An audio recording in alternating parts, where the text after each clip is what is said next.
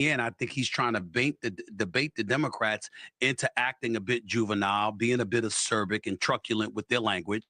As a result, coming across as very irritating and of the mindset that, as I've said repeatedly over the last several weeks, they still sound like they're in campaign mode.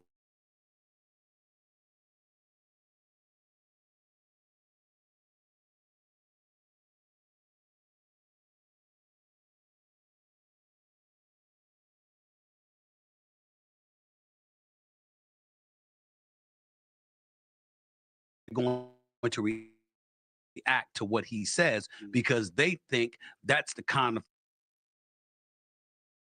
being complicit and acquiescing to anything that he wants. I don't think that's the wisest play in the world. The other thing that I want to bring up that I think bait and switch, to be quite honest with you. I think that it's a bunch of smoke and mirrors. Trump is doing a lot of talking, but in the end, I think he's trying to debate the Democrats into acting a bit juvenile, being a bit acerbic and truculent with their language. As a result, coming across as very irritating and of the mindset that, as I've said repeatedly over the last several weeks, they still sound like they're in campaign mode, still spewing the same kind of stuff that you were trying to spew when you were attempting to prevent him from becoming the 47th president of the United States of America. That ship has sailed. He's in office now, and you have to let him act, see what he's going to do, and judge him accordingly, as opposed to reacting to everything that he says. But he knows they're going to react to what he says because they think that's the kind of thing that can galvanize folks out there to see their way of thinking, and as a result, it will turn them against Trump. They are wrong. It will not work, and I think that he's playing that game. We'll see if they give into it. One observation, and then I want to take it a step deeper down this hole. The observation is the biggest word you use on this show, Stephen A. Smith, is mayonnaise. Okay, truculent, way too big a word. Don't be bringing your sesquipedalia into my house. You understand? I don't want to have a thesaurus next to me, so I can understand what you're saying.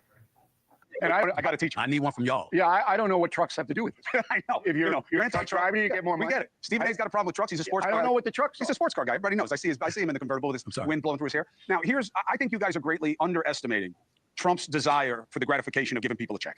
I mean, you remember how he signed the pandemic checks so that people knew they came from him? Yeah. The idea that he could send people a check in America, the gold that is politically, and the amazing bait that it is for Democrats, because they're already doing it. You guys are both right. The Democrats are jumping on this and saying this is crazy, which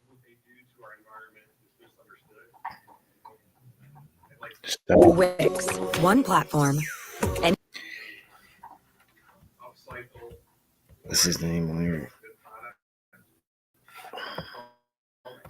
The handsome liberal, man. No Diddy. Pause, man. His name, the handsome liberal, I think, on here. He be having a solid point. As people were pointing out, frisk and search, which is he also. Why would you remove the database? Like I said, I want to hear from you folks because I don't have an answer for that. I absolutely do not have an answer for. I don't have an answer for how that helps out anyone taking away their database, other than it helps out the police if they get caught up in a bind. Now, what I was mentioning as a reason why I was hesitant to support President Trump, I'll give you the clip because a lot of folks had never heard of this until they heard it on my show or they heard it in other locations. But this is indeed President Trump. Better than ever before. We're going to rebuild our cities. We're going to work with Democrat mayors who are running in every instance, running them. Democrat mayors and many Democrat governors. And we're going to rebuild our cities. We're going to bring them back like they used to be. We're going to make them safe places again. We're going to give our police the power back, and we're going to give them immunity from prosecution. So they're not prosecuted for doing their job. And I just, like I said, now you got him saying that that's several months ago. And I see in the comments, people were pointing out frisk and search, which is he also favors stop and frisk as well. I got to ask, where is this coming from? Deleting the database. I'm real concerned with this. But I do want to hear from you folks. I want somebody to make this quote unquote make it make sense. Real quick on my TikTok, for you folks that are following on TikTok, stick with the hands of liberal. I'm going to switch over to the main platform. I don't know what's going on, and I'll go to the box and start taking questions immediately, if not sooner. So give me 20 seconds or so here to switch this platform over. I'll end up the minute you start switching the platform. To legacy media companies, directly from the government. The government wants to take over media. Yeah, it's terrible. Yeah, that's why we have X. Yeah, and that's why you spent $44 billion. I mean, that's a lot of money. I mean, more than it was probably worth. But it probably one of the most important investments this country's ever seen. If you got to protect the First Amendment, it's not much more important than that. Yeah, I got a lot of criticism, and people said, "Well, that proves he's a huge idiot." From he voted for whatever $44 billion, and now it's worth like 8 cents, and it's not worth it. It was essentially to buy freedom of expression. And yeah, That's gone. It's all over. Yeah. It's all over. Yeah. The tyranny is really quick after that. Yeah, I mean, like, you know, it's all the sort of federal money going to media companies is what helps explain. Tell me what happened today. So, I mean, I went in at my normal time.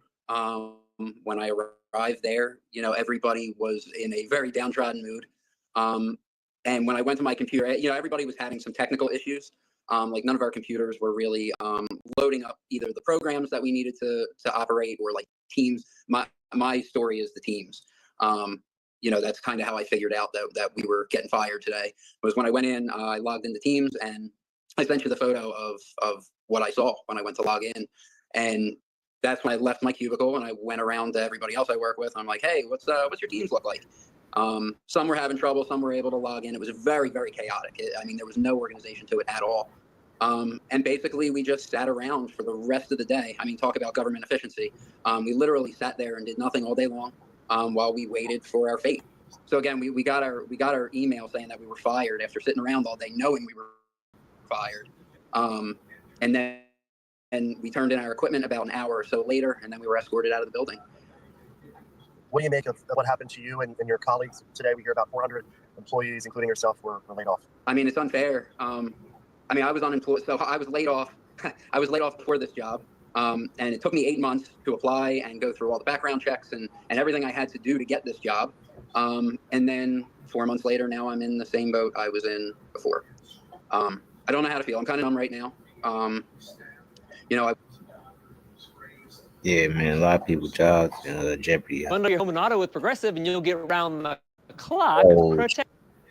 Trump administration thing, they threatening to fire all federal workers. You know what I'm saying? They see dogs from the IRS, and we got a few people speaking out there with Trump supporters. You know what I'm saying? So I don't know. They talking about we might be. That's the subject of today's video. This is a tweet from us just a few minutes ago.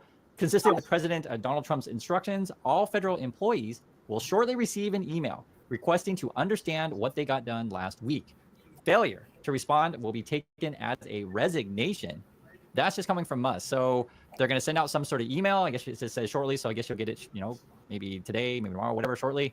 If you don't answer, they're saying you're gone. Failure to respond will be taken as a resignation. Like, how do we read this, right? Because like, what if you don't respond correctly? Well, they also fire you. This is crazy. This is also coming from Trump. That was from Musk. Trump says Elon is doing a great job, but I would like to see him get more aggressive. So I guess this is what aggressive means. Threaten to fire everyone. Remember, we have a country to save, but ultimately to make greater than ever before, MAGA. So that's from Trump. That's from Musk. It's nuts, right? Now, we've seen this kind of behavior from Musk before, and he has fired people en masse before, via Twitter, Tesla, etc.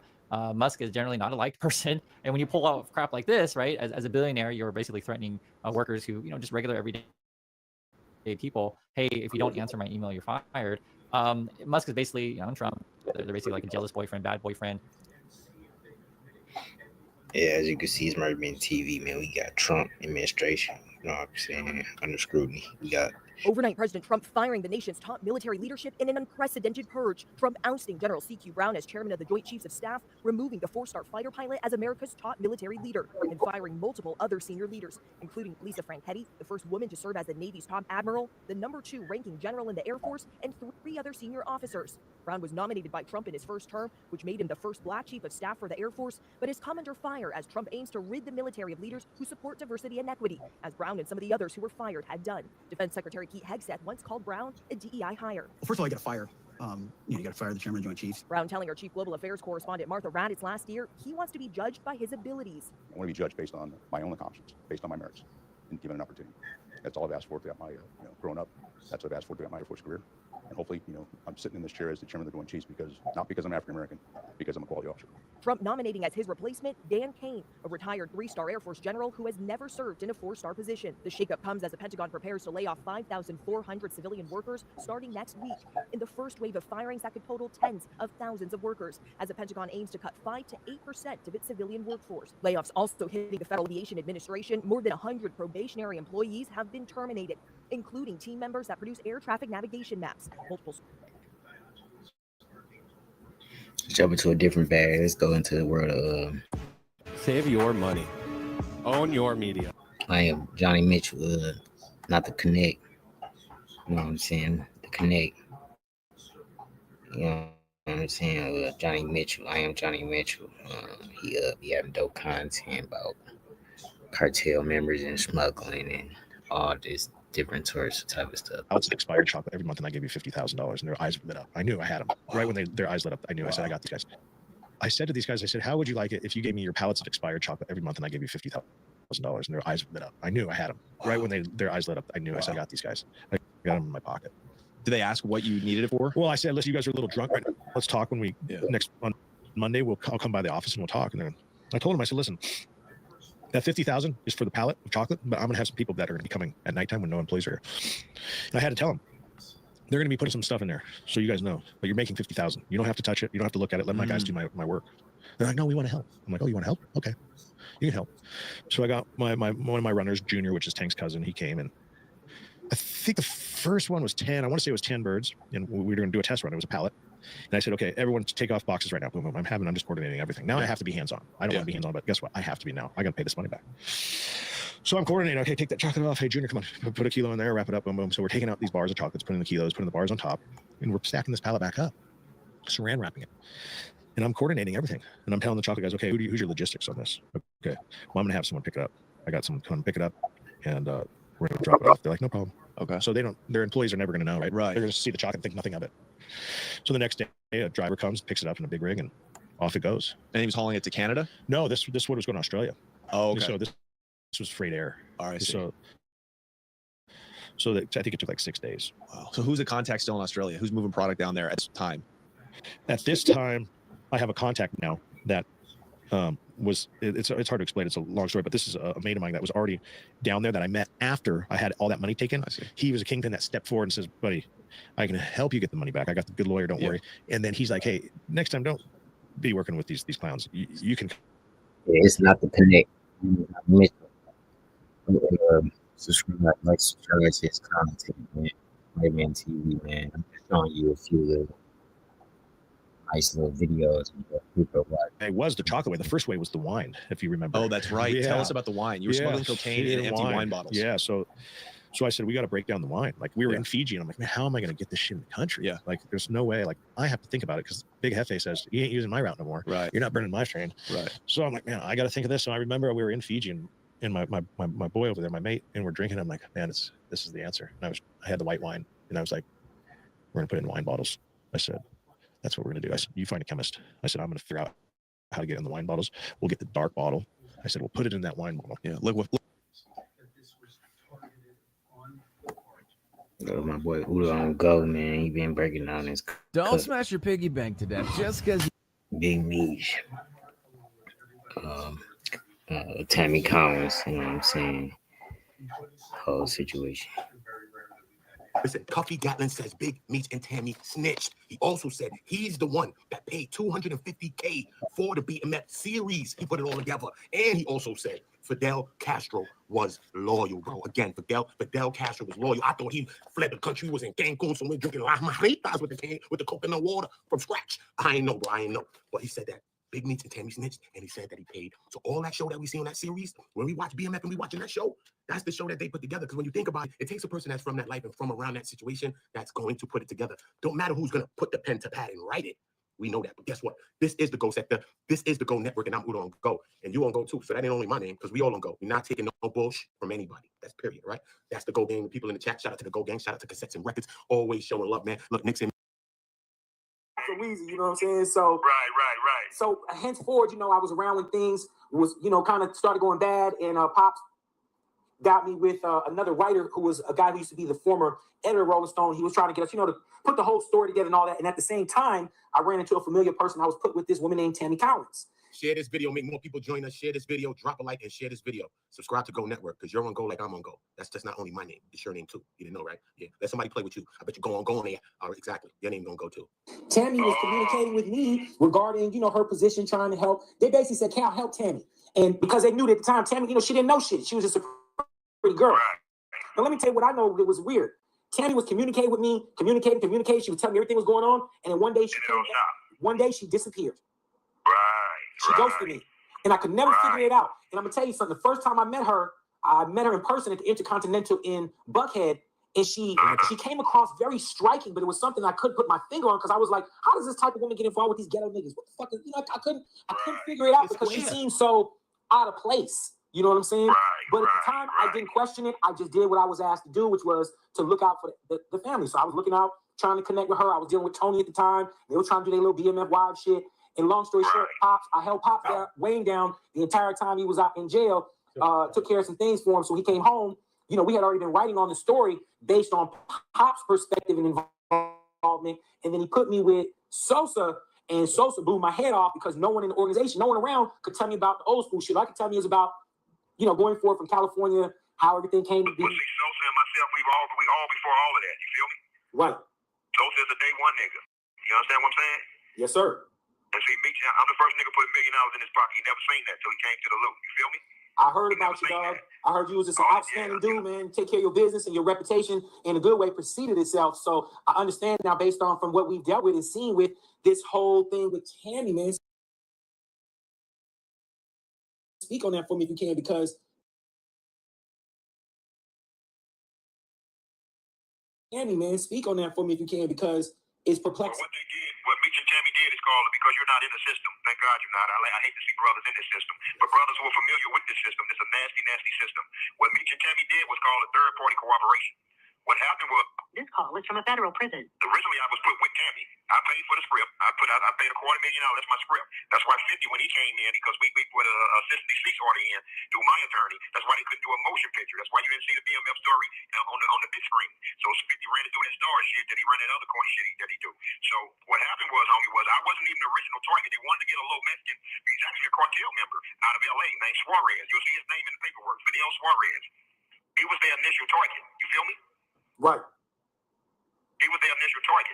But with me calling in while they were trying to set up Fidel Suarez, she clicked over and told the Fed, with the agents who was listening to her and Suarez, hold on, this is Cuff. And when they heard the name Cuff, I want more people to get this message, and I don't want to talk so much so y'all can keep my ass in my comments. I want to shut up. I can shut up. So please drop likes, because you're not. You and God do that, not me. I just stand by you. Oh man, so y'all have a power of y'all want to make a pop. So I need you to do this video pop. Please get the message out. they went fucking crazy. And that's when her and Meech turned this scheme toward me. You feel me? So what it did was, this is what it was supposed to do. It was supposed to give Meech a time cut for her cooperation and set me up. But also, it kills two birds with one stone. It puts me in jail, and now they don't have to split any of the revenue with me. My buddy and my partner along with me, his name is Louis Burrell. That's MC Hammer's big brother. That's who Tammy was coming out here to see. That was me. And I'm gonna tell you the year. That was 2015. No, that was like 14. Way earlier than that. It started way earlier than that. Way earlier than that. Around 2010, homie. Way earlier than that. I'm sorry, yeah, we gotta go way back. We put $50 million on the table through Lionsgate Films, through Louis Burrell's Connect.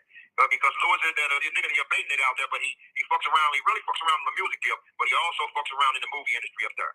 Now, what we did not know is why Tammy would turn down that deal with me and Louis Burrell getting 20% of that budget. You understand what I'm saying? For a fine turn down the deal. So what ended up happening was we didn't know that they had other plans and that she was sleeping with the feds and that they would put me off in prison and run away with my script and don't have to give me anything. So it was supposed to give me a time cut and knock me out of my percentage, me and Louis Burrell out of our percentage for the finance fee with Lionsgate's film. But Lionsgate, when Louis went, so they backdoored us. Lionsgate shot it down when Louis Burrell was no longer a part of it. You feel me? Right. So Tammy's whole thing fell apart. Meech couldn't get a time cut because they found out Tammy has no credibility. Because when you can't have a relationship with a federal agent, now you have no credibility. So they thing blew up. They thing fell all the way apart and blew up. That's why Meech didn't get a time cut. But Tammy testified in open court that she signed up to be a DA informant to give Demetrius Flannery a time cut. This call is from a federal prison. Special Agent Keith Cromer testified that Demetrius Flannery knew about this whole thing, but he just wanted to keep his name out of the documents. The special agent told Flannery that he could not do that. He can only do that if Cuff don't go to trial. And with Cuff's record, he can't afford to go to trial. You understand what I'm saying? Wait. Hold on, I gotta read that. But in the midst, the special agent told Flannery that he could not do that. He can only do that if Cuff don't go to trial. And with Cuff's record, he can't afford to go to trial. You understand what I'm saying?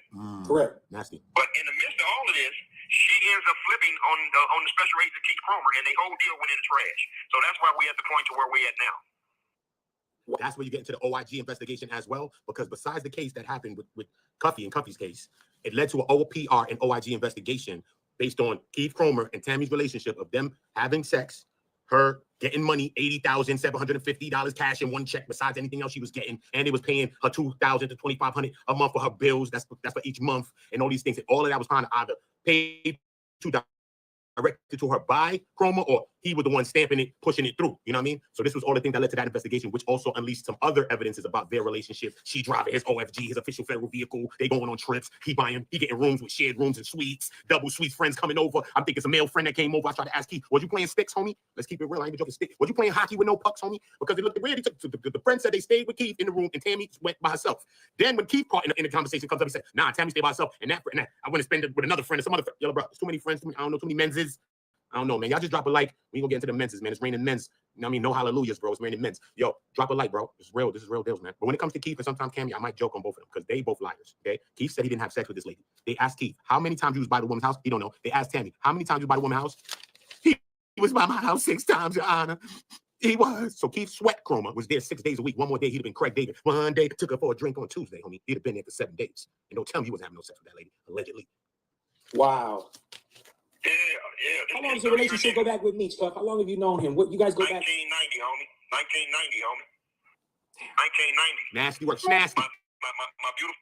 Snasty. S-H nasty. It's nasty. Snasty in the chat, please. It's nasty. It's nasty. My daughter that you talk with, my son, and my other daughter, they look at this nigga, call this nigga uncle, homie. Now, from my understanding, you guys reached out to him when the paperwork came down. She said that you knew who the CI was, and you told her and her mom, and you guys sent a message to Meech. What was his response when this stuff came down, and you were like, "Yo, bro, what's going on? What did you get from Meech?" When I got locked up, homie, and when I seen where this whole conspiracy was coming from, I laughed at it and I didn't believe in it, and I knew that Meech could come forward and kill the whole conspiracy. Just saying that the conspiracy is based on Meech communicating from Tammy, sending me a truckload of drugs. It's all made up. From jail, homie. He could have killed this whole deal. They never had any drugs. You understand what I'm saying? But that's how conspiracy works in this system, in this nasty system. But when Meech... We've been trying to subpoena this nigga, and we've been trying to get this nigga to sign an affidavit on. But nigga tapped on the show with all the yard up in FCI Little Pop. With the affidavit in his hand. That's how far my reach go, you feel me? But nigga hit me and told me, man, I'm up here with this nigga, man.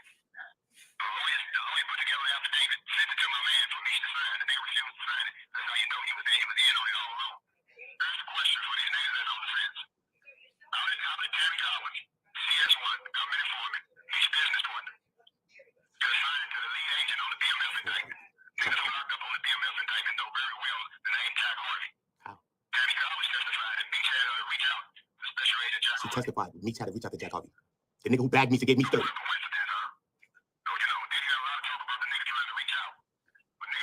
So that goes with this. When you start to put everything together, the paperwork, you got to keep going back to the paperwork. No matter what he say, anybody say, that should back it. No matter what, if it's true, it should be backed by the paperwork, bro. So when we this way, we conversating, we back to the paperwork. When I hear that, I'm back to the paperwork. When I hear you, I'm back to the paperwork. I'm here, bro. You got to be back to the paperwork. Because when Cuffy be speaking, that be coming back to the paperwork, bro. I'm not even going to hold you.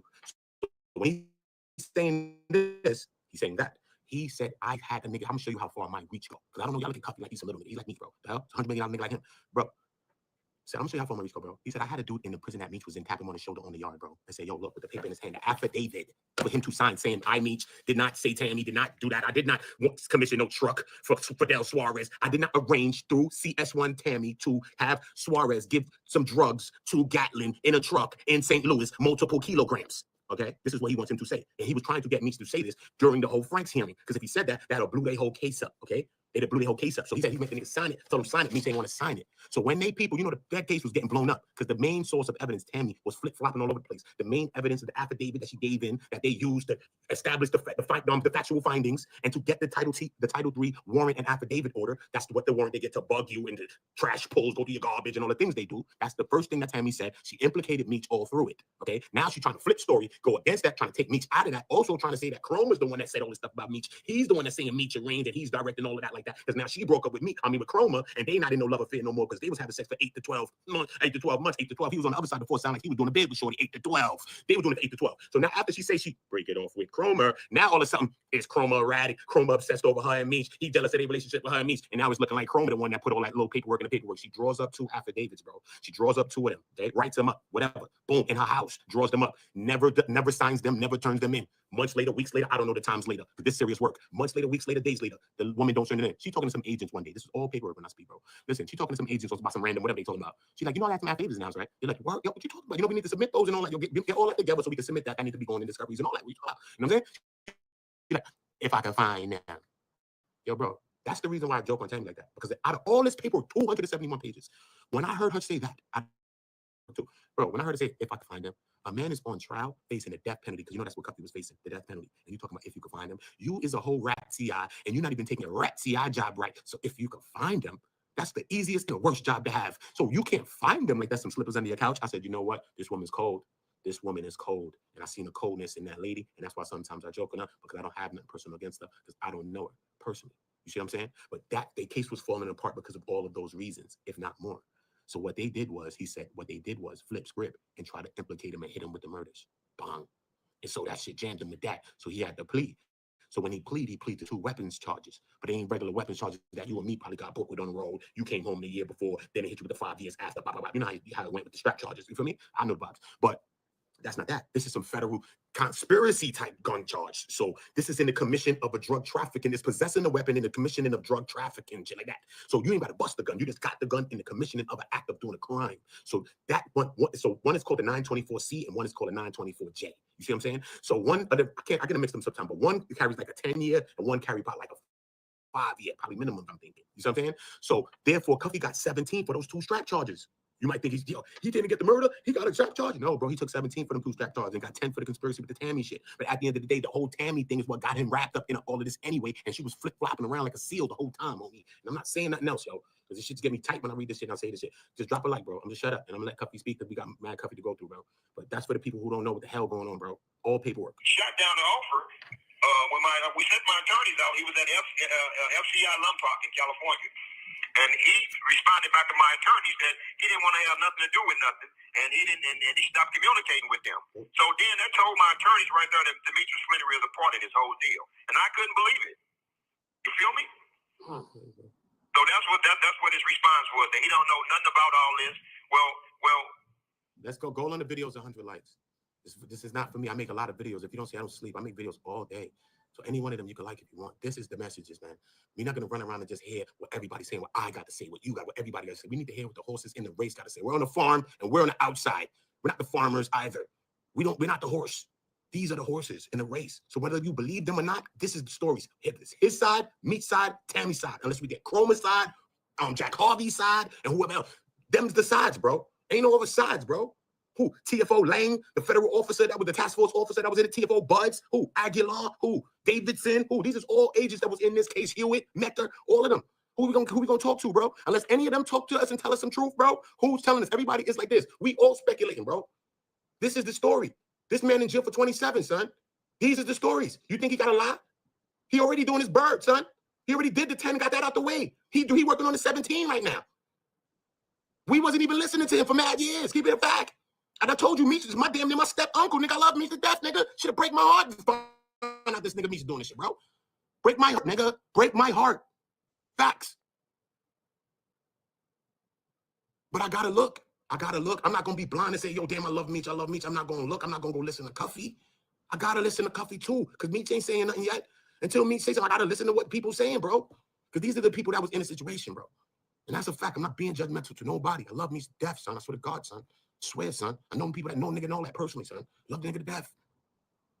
But that don't mean I'm not gonna look. Because that's some of the same shit when we was kids. Niggas got the weird uncle. Niggas don't want to say nothing. Niggas don't want to look and see if this shit's real. You talking to granny, yeah, they talking to granny. Yo, son, what's up? And them niggas done told the cousin or something. Niggas don't want to say nothing. Nah, bro, we gotta look. We gotta see what's going on. We're not here to judge, but we gotta see, bro. Because that's some of the same thing that's been holding us back as the people, even from back in the days when we were kids, bro. To go to my friend's house, yo, son, that's their weird uncle. I'm like, yo, why the nigga still around the festival? Why is he still in the crib? Why is he come to the cookout still? Nah, my granny. Nah, my abuela be. Nah, bro, what you mean, bro? You need to get up out of here, man. So we just need to understand who everybody is, and that's it, son. We ain't mad with nobody. Sometimes they, sometimes you, sometimes maybe me. We don't know what life gonna hold. But right now, today is Meech and Cuffy. Tomorrow it might be you or me. And y'all be talking about me. Well, so the cycle go, bro. And that's how it's gonna have to be, bro.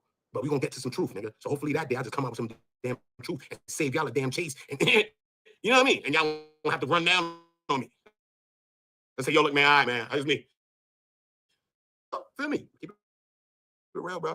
Keep it real. Demetrius Fleury has been locked up in my paperwork, homie, as my unindicted co-conspirator serving 30 years at FCI Lompoc in California.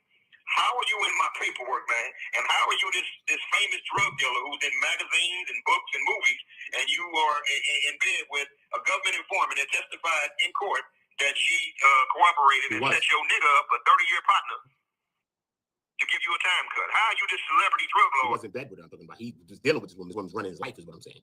She's running his life and all that. So even if, let's say Meech is unknowing of this whole thing, right?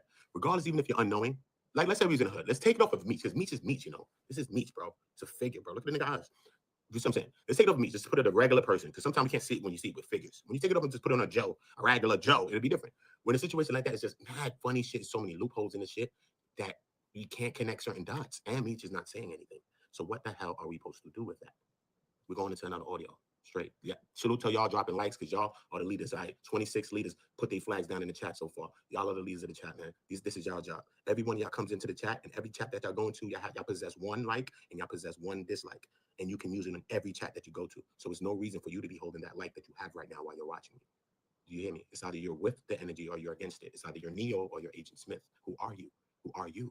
We came from back in the days when we did something. We came from, today's a day where people watch World Star. We came from the world where we did something. I was a kid playing basketball in the street or something, and I didn't want to stop playing. I was a kid. But when an old lady walked by, I stopped the game and I went and helped her with her bags. I still do that shit today, bro. Do you understand? We don't watch things happen. We make things happen. We've been making it happen since kids. And that's why our kids ain't doing it. Show examples. Be leaders in the chat. Because you're not a subscriber of anybody. You're not a follower of anyone. You don't subscribe to anyone. You support who you want to support, okay? And ask yourself, who are you supporting? Because I ain't saying no asshole shit on this stream yet. Drop a like.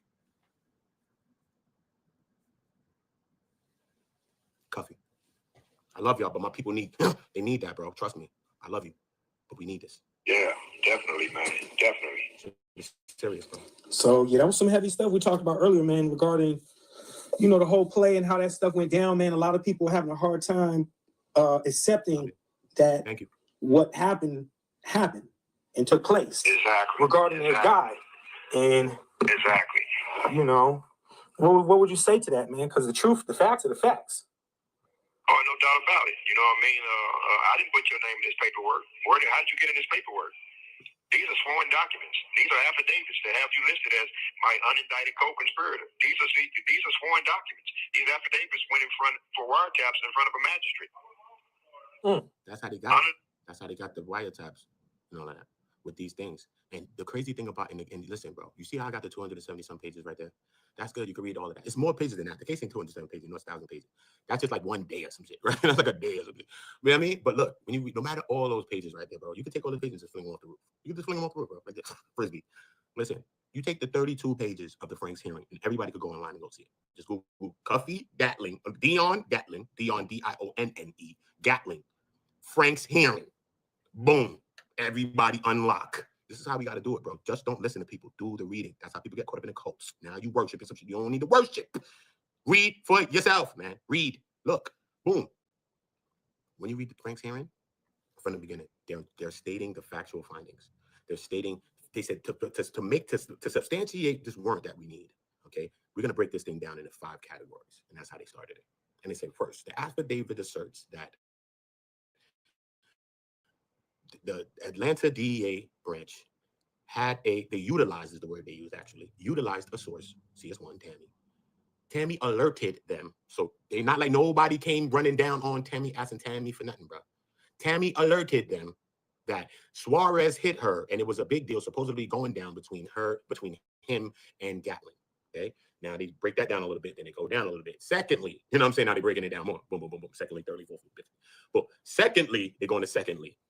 So they're breaking it down more. They're saying that, again, they state Tammy, but they label her CS1. CS1 advised This people's words, you got to watch word usage, how people use words, man. You hear me? Because that tells you what's happening. Because anytime you use the word advice, you never ask nobody for no damn advice when they came and gave it to you, bro. You be like, I don't need your advice, bro. I'm not trying to advise you. Exactly, right? So that means Tammy, again, reaching out and telling the people whatever she's telling the people. Cool. They break it down a little further. Boom. Now here's when we get into the guts and the glory. Thirdly, you hear me, y'all? Thirdly, this is all about a drug conspiracy, distribution conspiracy involving, listen to me, this is Cuffy Gatlin's case, okay? Yet, the first name that's mentioned, between Demetrius Flannery, Cuffy Gatlin, and Fidel Suarez. Do you hear me? And Fidel Suarez. Okay, so now, in his own paperwork, Meech is coming up first. So I'm like, okay. Again, down the line, Meech comes up first before him. Again down the line. Meech comes up again. Demetrius Flannery, but this time it says Demetrius Flannery, Suarez, and him, Gatlin. He's last in his case in this line. Boom, it's his case. This man is in Mexico drinking La Marita somewhere. Feel me? He's in a situation. Boom, you go down a little further. They're breaking it down. You're going to see for yourself. That's what I'm telling you, just like this. Breaking it down. Here is the guts and the glory, though. You hear me, y'all? Here's when you're going to get to the kicker. It says, Demetrius Flannery, no, it says, let me show you what it says, so you're really going to know where you find it.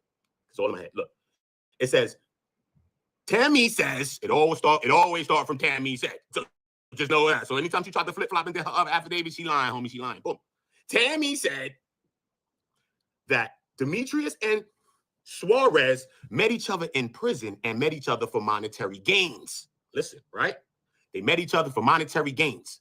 And that Demetrius Flannery, yeah, this is what Cuffy's talking about. When I heard you call, he said, I made the nigga tap him on the shoulder, say, sign the affidavit for all of this shit, period. But this part specifically is why he want him signing his paper. And I don't understand why you just can't sign his paper.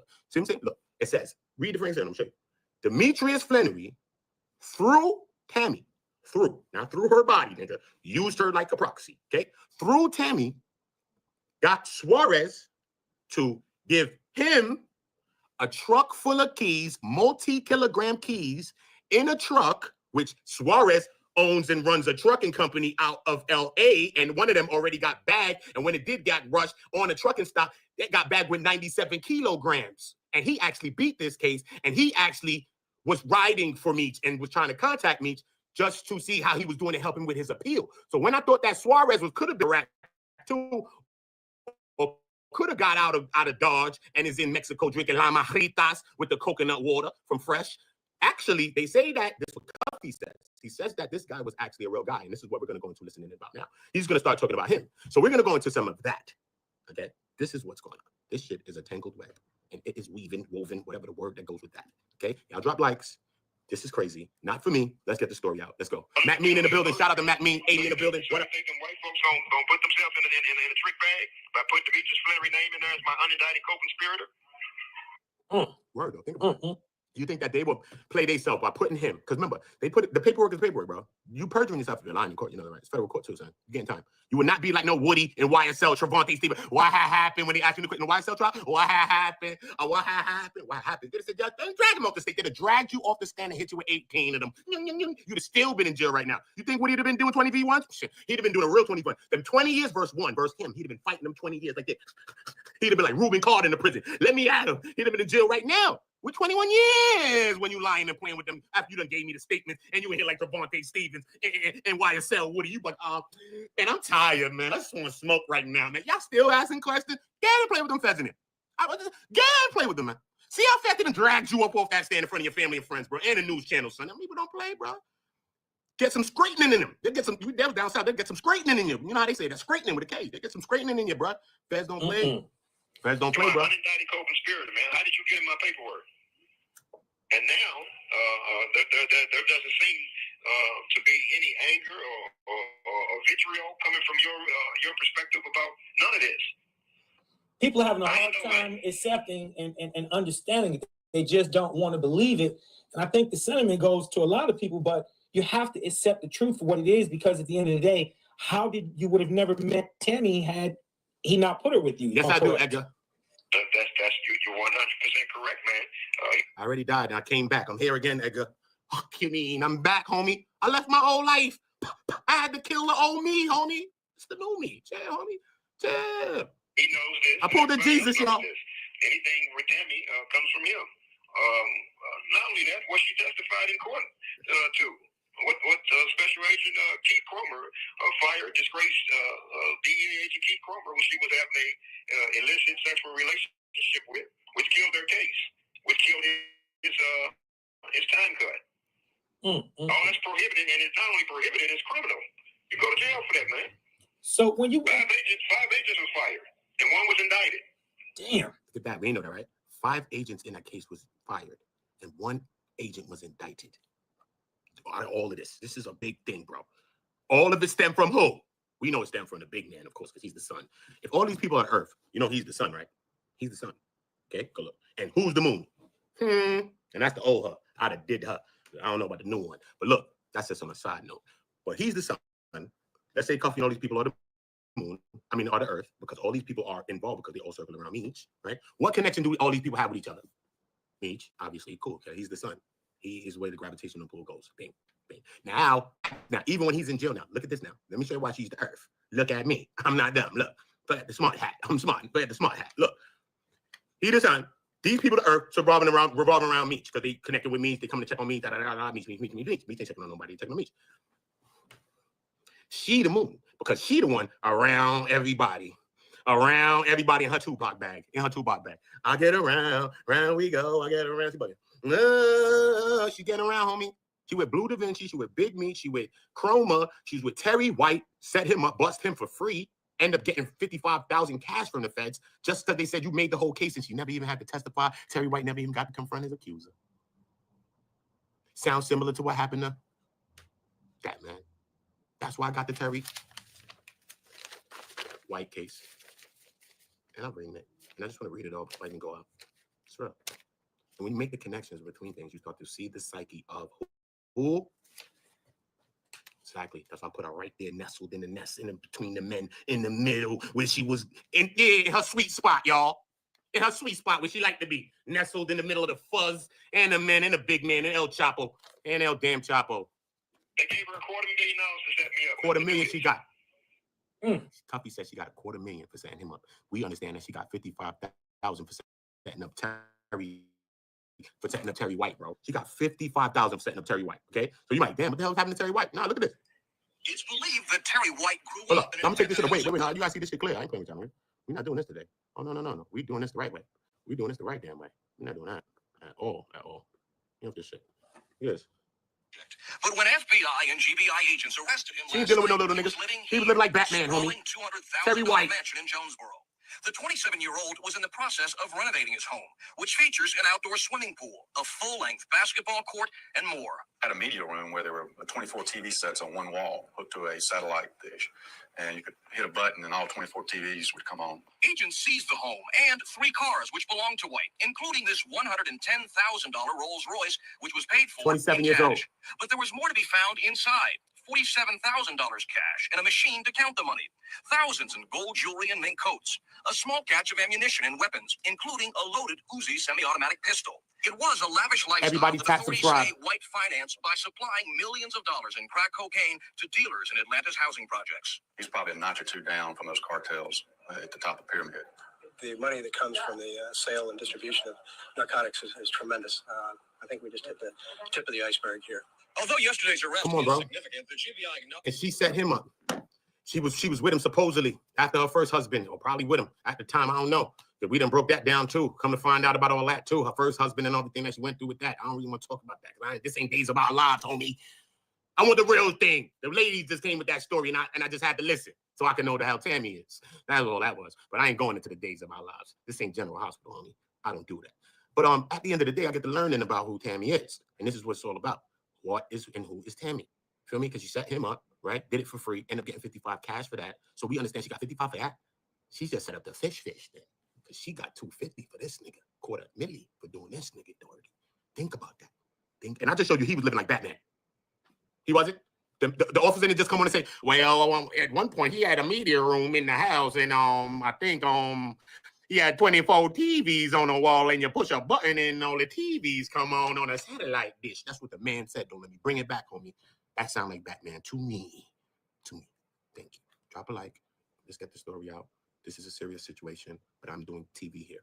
So we're going to inflect and do things as well. This is traumatic for me too. I have friends that's in the feds and a rat done ratted on them. Do you want me to be talking like that to you? See, I'm traumatized. So let me make my little jokes I do. So I can just decompress as I'm doing this because I'm traumatized by some of this rat stuff, this talk. You know, niggas done ratted on me. And one of my mans is doing 70, one's doing 40 at the moment. So when you looking at me, I don't know what you think you seeing, but let me run my show how I want to run it, how God told me to do it. Let me do it how God told me to do it.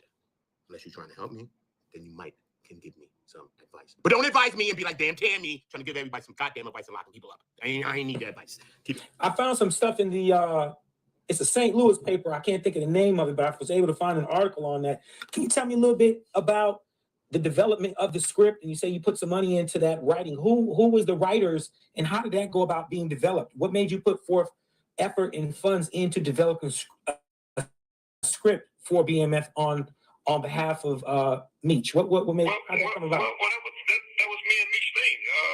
That was something me and he and I myself agreed to. And if I can bring in one of the movie houses that can handle it at that type of budget, and no one could write the script from the beginning, but a person like myself, exactly, or Sosa. They won people. Think about that. So think about that. We used a young lady out of Memphis. Who could write it but him? And them, last that y'all from the life. So it makes only sense that the series. That they put the series, that couple of years where he said he was running around with Tammy for a couple of years. He said he met Tammy 08, 09. They was running around with Louis Burrell, MCM's brother, and they was trying to get the script ready. He said, I put money in that, 250K and all of this, and they ended up getting like a deal for like 50 million out there for Lionsgate. They was putting it together. Louis Burrell was in it. And I think there was a deal. And then Lionsgate ended up stepping out because Louis Burrell wasn't in the thing no more because he was probably the glue to probably glue the whole thing together. So he just told us the insides of what that deal was looking like. And this is why we need to listen. Because not everything you might believe, but at the end of the day, some shit you're going to just say, okay, yeah, that might just be true. So let's just listen. That's what I'm saying. Let's just listen. Memphis, who's based out there in LA now. She does a lot of she's working with Nickelodeon now. But this call is from a federal prison. Her and a couple more people that she brought in, we put the script together over a 2-year period. So yeah, Meech was a part of that. But I told you that initially I wasn't the government's target. It was Fidel Suarez. You will see that name in there many times in the documents. All the documents going to have Fidel Suarez's name in there. Fidel met Meech in the county jail. Didn't know him from a can of paint, but he just took to him. You know, Meech is that type of person. Suarez, yeah. So he never knew him prior to going to jail. Yes, they met in the county jail in Detroit. When Meech first got indicted, he was in the county jail in Detroit. The indictment is out of Detroit. So Fidel beat his case and vowed to help Meech out. They met in the county. They befriended one another in the county. And Fidel was reaching out to Tammy just to keep up with Meech, unbeknown to him that Tammy and Meech was trying to set him up. Well, he didn't have no interest in none of the stuff that she was trying to do. He just wanted to make sure, hey, man, well, how's my man doing? How much money he need for an appeal? I mean, just a good dude. So he wasn't. So it wasn't like the feds set him up. They didn't send a guy in there to set him up. No. They didn't send no. They were in the county jail. Yeah. No. Fidel and one and 2 or 3 other Mexicans got caught with 97 kilos of cocaine at a truck stop. And they beat it in trial while he was in the county jail with Meech in 2005 or 2006. They beat the case in trial. Well, he exchanged information with Meech and vowed to help him out, and that's all he was doing. And so why did they make him a target? Because they knew who he was? Who, Fidel? Yeah. Fidel's a known cartel member. Yes, they know who Fidel is. Okay, understood. And so what's his status now? Did he beat his case? Is he all right, or did he get? Yeah, he's all right. Yeah. So the other play was for them to mess me around so that I can turn into a rat or a dirty bastard and bring him in. But the buck stops with me. I'm not cut that way. You feel me? Fidel never had any interest in doing anything other than just being a solid friend to Meech and making sure that while he was in jail, let me help you out. Because most people know that when you're in jail, you know, especially high-level guys, they're going to be watching you. You know what I'm saying? Oh, ain't no doubt. Exactly. Fidel didn't have no interest in anything else other than helping dude out. Like he would constantly say, man, we're going to find the best attorney in America, and whatever it costs, I'm going to pay it. And just genuinely like the dude. Wow. And they turned and they was gonna turn around and target to set him up. They were talking to Fidel. She was talking to Fidel. She was talking to Fidel. Click in. I click in to inform her about the movie, the progress that me and Louis Burrell, my man out of Oakland, was making on getting the budget. And when she clicked over, and all this was in court documents, she clicked over and told the feds, hey, wait up, there's Cuff on the other end. And when they heard Cuff, they lost their mind. So they tried, fuck Fidel, right, and directed this toward me. But the original target was Fidel. So how much did he incur in terms of legal action or pursuit? Did they try to pursue him at the same time, or once they knew you were in the mix, they was like, "Fuck him, let's just." They dropped him. They was like, "Fuck him," and it was really hard explaining this to a federal judge. So you went at this nigga Cuff over a known cartel member who not only beat you all out in 2005. So they had a hard time in the courtroom explaining that to the judge. But that's just how much vitriol they have for brothers. You understand? Right. And this was a case out of St. Louis. The indictment that came down where they attempted to get you was coming out. Did that originally out of St. Louis? It originated out of Atlanta, Georgia, but it stumped to the highest power. So the agent gave it to the St. Louis agents.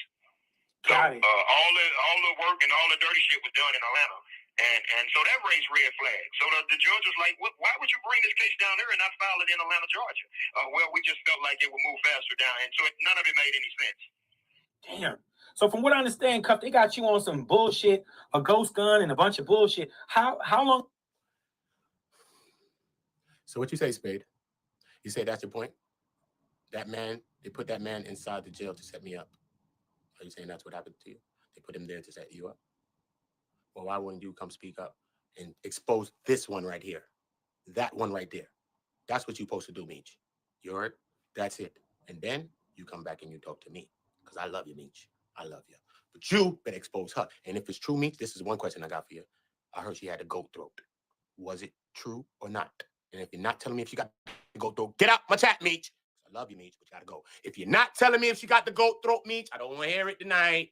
Because my Atlanta correspondent said she had a goat's throat and a goat's tongue too. And I want to know, because I'm going to ask Cuff when I get a chance. I don't care. I'm going to talk about the serious parts when I talk to y'all about the serious parts. Because I don't joke when it comes to what y'all talking about. But when it comes to her, I want to know, is it true? That's how they talk in the courtroom. Is it true, Meech? Did she have the land before time neck? You know, the long neck from before the land before time? Did she have the time neck? Did she have it? I want to know the truth. Did she have the goat throat, the Baphomet goat throat? That goat, Meech. Meech, did she have this one? Come on, Meech. You gotta tell me the truth about Tammy, because I want to understand how she got your life right, bro. She sucked it out of you, Meech. You're not gonna tell me she didn't, Meech. She sucked it out of you, Meech. She did. But that's what I'm saying, Meech. My first modus operandi, if I came home from prison after the 30, or the 20, or whatever it was, Meech, listen to me. I love you, Meech. I swear to God, I love you. Listen. My first thing, I'd have went to her crib and laid 30 years worth of dick on her ass, her rat ass. I'd have laid 30 years worth of dick on her rat ass and got my rights back. Then, I'd have kicked her to the damn curb where that skeezy need to be, Meech. So regardless of the true things we're going to talk about when it comes to you and Cuff, we're going to get into that on a serious note. But when we're talking about her, we will joke. We will joke on her. I don't care what you're talking about. Allegedly, and I'm busting all my allegedly, so she better get out of here. Don't let me waste my lawyer. Allegedly. But I want to know if she got the goat throat. That's all I want to know. Thank you. Thank you. That's it, Meech. That's all I want to know. How long have you been in, and what is your chances of beating this now and getting out early on what you've been served? She's a whole devil, we bro. believe, by the mercy of Allah, that we are in really, really good shape. When Meech and them case went in the toilet, they indicted me on 2 homicides. They panicked and they indicted me on 2 homicides based on my co-defendant statements. So I had to plead.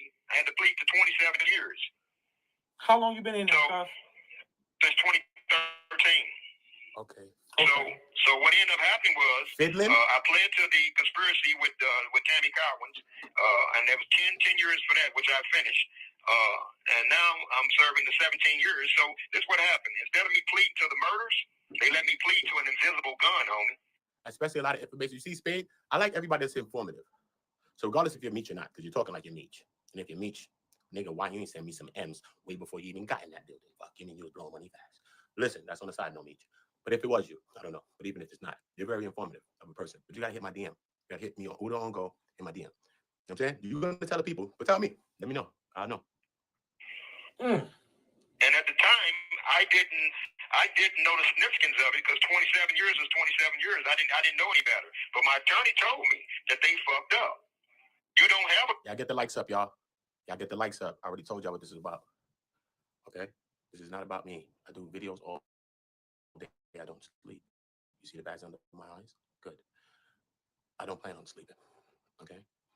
This is to get the messages out. Whenever me speak, we're going to get it out. Whenever this one speak, I'm getting it out too. So it is what it's going to be. If Harvey spoke, whoever spoke, we getting out the messages, bro. Because you sharing to other people that's talking about the niggas talking about it. And niggas be dead wrong about everything. You know what I'm saying? So think about it. Let us share the actual people that it's actually about. Would that be smart? So when Meat speak, I'm going to share him too. Simple. But he has not spoken. Okay? We got all Tammy words in the paper. Paperwork, Tammy. Paperwork. Move. Every time I talk, it's always paper with Tammy. Even when I joke, Keith, he made me drop his OFG. When I say all that shit, that's all in the paperwork, bro. So she can't tell me nothing. My lawyer done told me how to do it before I went online. Chill. I know how to do this. I'm a media trainer. I was meant for this shit. I've been doing this shit my whole life since 12. A gun. You never had a gun. They don't even allude to you having a gun, and they let you plead to a gun. Based on procedure, it sounds like they broke a lot of the rules and procedures, so you may have grounds to get appealed or to get released because you've done a significant portion of your time. No. Ain't no morals and principles in this system. Based on the law of the possession, you have to possess. I have to have a gun. It's really simple. It's like me charging you with stolen property. The government has to have the property. It can't be just words. Well, mine is just words, if that makes sense to you. The lower courts are saying to the appellate courts, and that's where it's stuck at now, that the government must produce a gun. Well, there is no gun. You understand? Because I pled based on some statements. Yo, it's Murdmittentv, man. Cuffy, BMF, Big Meech. We all believe, man. Video 9-3. Where was you, Meech? 9-3. You was free. 9-3. What are you talking about? You was running around blowing money fast. Nigga, 9-3, she was the pop shit. I get around, round we go. Yeah, getting the half around. Meech. That's where he was. What's up? But who she didn't sleep with? Okay, I got on that one, Tim. But who? Sam slept with everybody just like Andrew Green said. That's why I don't know who this is. You think you really know Meech? Homie, you don't know Meech. You don't know Meech, homie. Because if you telling me Sammy ain't sleep with somebody, man, brother, I don't think you know what the hell you talking about. Excuse me. I'll digress. I'm gonna use words like that on him. I'll digress. Babe, I'm gonna come back to you. You gotta DM me, bro. But if you're telling me Tammy ain't sleep with somebody, I think you're lying to me, bro. The government don't have a weapon. Like everybody who got gun charges, you can look in their paperwork. It says a 38 Smith & Wesson, made in West Virginia, serial number, blah, blah, blah, blah, blah. I don't have none of that because they don't have a gun, if that makes sense to you. So they basically forged your case, so you may have an additional case later on for false imprisonment. Well, no, because what you have to do is file ineffective assistance of counsel and file the appeal the way we file the appeal. And your relief is basically the court saying, the higher court saying that if you don't have a weapon, you must release him. Lights up, y'all. And the government don't have a weapon. So they know they're in trouble. They know that this is one big quagmire, and that's where we're at.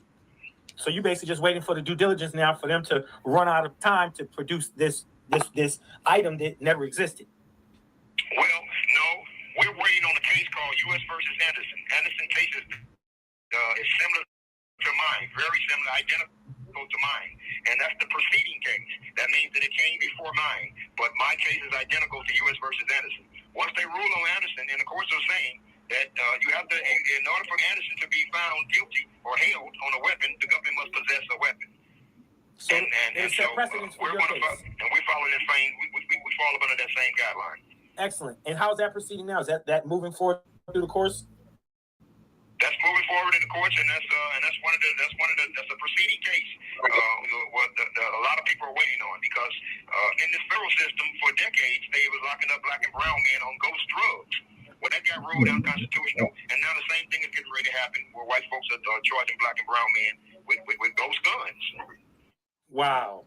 It sounds like you become kind of legally up in there, man. You familiar with Isaac Wright? Isaac Wright, not offhand. He's the guy 50 Cent did a TV show on. He was a guy who got convicted on some RICO charges, and he became an attorney while in jail. Oh, I heard about that. And 50 did a story of was trying to do the base one of them series off of him. Yeah, I heard about him. Yep. He beat his case. Hey, man. Hey, Cal, this joint finna cut off, man. You know we only get 15 minutes. Already know. When you're talking with a real guy, I can talk to you all day. You feel me? Yes, sir. I know Malik. I know Malik. You're giving me some good stuff, man. Spade 9 is informative. I mean, probably. Where you from, Spade 9? DM me that, because people don't be want to let people know that, right? Who are you, bro? DM me who you are, bro, or something. But yeah, don't tell me who you are. That's how niggas get coin conspiracies. Fuck all that. I don't want to know if I don't know where you from, bro. But let me know if you're in the district of, what's that, Columbia over that job? Niggas, let me know if you're in the district of Columbia area or something. You might have some validity to some of your words that you're kicking. But yeah, you're not gonna tell me about no damn Tammy, okay? Right, Malik? You're not gonna tell me about Tammy. I am gonna play it over though. You know what I mean? Because I told you I didn't want to talk too much, but I am gonna play because some people not hearing, and I'm gonna play without really talking. Okay? I don't want to talk that much, but y'all gotta do me a favor and get a like something. I'm gonna be right here rocking with y'all, right? But I just do that for me so that gets the messages out, and we're gonna rock back because every time I listen to it now, because it's like my couple times listening to it, I'm peeping different things when I'm listening to it, bro. I'm not gonna hold you. I'm not gonna hold you, son. For Vibe and a lot of other different companies, and I've become a branding and marketing specialist over the years. That's my whole thing. So when I was with The Source, you know, met a lot of people, did a lot of things. I worked with Vibe, I met a lot of people, but my thing is always being. Oh, I don't know if she slept with me.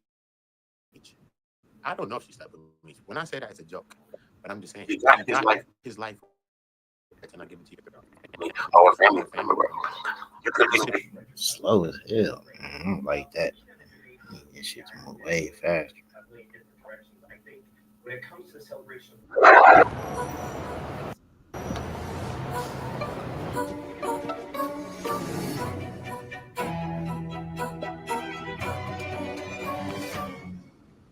Finding where you fit.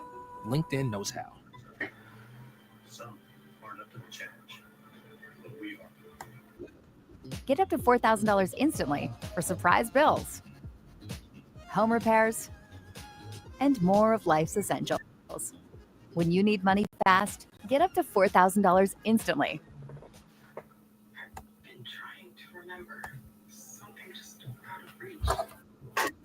Man, everybody keep want to jump on Blue and participation or his involvement in this. And for real, I don't know if y'all have been paying attention, but I've been kind of avoiding everything dealing with Blue.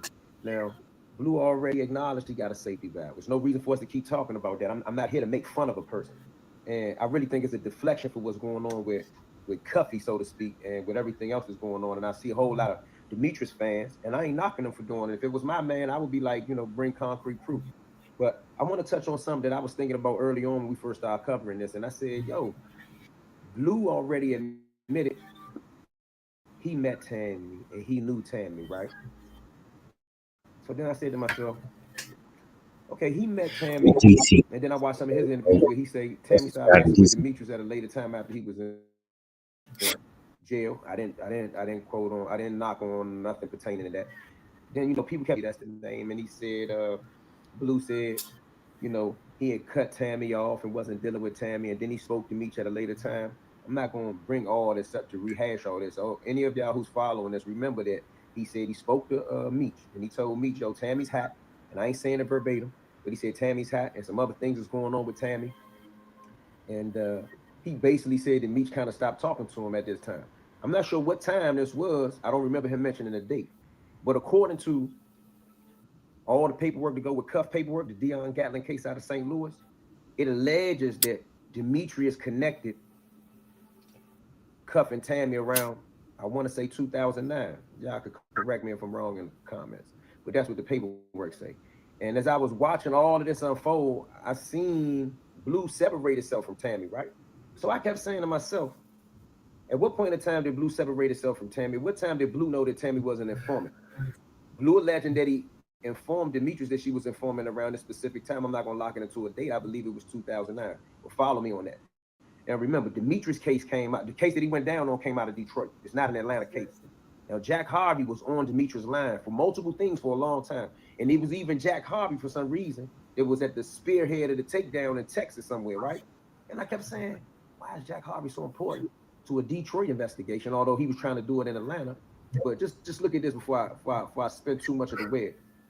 Jack Harvey was on the Atlanta situation. Blue case come out of the Atlanta situation. Tammy's involvement and informant comes out of the Atlanta situation, okay? She only get connected to a St. Louis DEA investigation because Demetrius connected her with Cuffy and they wanted Cuffy in the Suarez situation. But I'm gonna kind of touch on something. If Blue knew that she was an informant at all this time, right? Blue, I'm not sitting here, I'm not coming at you to talk about your safety valve. Why is your name in Dion Gatlin, your man, Cuffy's paperwork, is still talking to CS1, which we all know at this time is Tammy? Your name is still in the paperwork as she alleging that you was conversating with her at least sometime, I want to say in maybe 2013. So just read this with me, Blue. If you're out there watching, just listen to what they say, because now I want to turn the conversation back to you, because my whole thing with Demetrius is, when did he know for sure that Tammy wasn't informing? That's really what I'm on. And I thought by watching Blue's videos that I would get an understanding of when she became an informant. But listen to this right here. This is testimony that's going to be coming from Agent Keith Cromer again. Now I understand why everybody kept saying, E, you didn't finish reading it. It's so much testimony from Keith Cromer on here. There are hundreds of docket entries with hundreds of pages. This document right here is 192 pages. This document is document 427 from Cuffy Junk, right? Filed February 8th, 2017. It's 414 CR 00088-RWS, okay? Keith Cromer is on the stand. This is more of his testimony from the Franks hearing. This is one of the biggest hearings that I have ever seen. I'll skip away to page 82 for anybody that's interested, okay? In page 82, Keith Cromer is on the stand. He is being questioned about all these things leading up to Cuffy's arrest, okay? It says, the courts, Agent Cromer is going to answer only the questions that you ask, so we can break for lunch at 12:30. So this part is not going to be long at all. The witness, yes, ma'am. Mr. Humphreys, they getting into it. The question from Mr. Humphreys. This is the defendant's exhibit B5. It is dated July 2nd, 2013. Please listen to these dates, y'all. This is a defendant's exhibit. And they presented this to Cromer as a defendant's exhibit. So that means that Cuff and Cuff defense team knows about this information, whether Cuff remembers it himself or not, because I'm sure Cuff probably sat through hours and hours and hours of this Franks hearing and can't remember every single thing that happened. But me being a person with a fresh set of eyes at this date, I'm reading it. Now let's get straight into it. The answer from the person on the stand, which is your man. Let me not say your man. I was getting ready to talk like I talk. Which is Keith Cromer again. All right. It says question, and once again, and it is referencing a payment to CS1 in the amount of, it appears to be $2,000. Cromer says, yes, sir. And this is the DEA 6 that is attached to this form. And when we're referencing P9, once again, we're talking about Cuff, who is Dion Gatlin, and P22. When we're talking about P22, we are discussing Burma McKnight. That's Blue Da Vinci, y'all. And P62 is in reference to a Terrence Morgan. Yo, it's Murdmittentv slowing down, man. That shit just getting good. I don't know who Terrence Morgan is yet. And the challenges that you face on a daily basis, because all of the accessibility is your understandings. Who are those people to your understanding, Agent Cromer? Cromer says, I don't know who Terrence.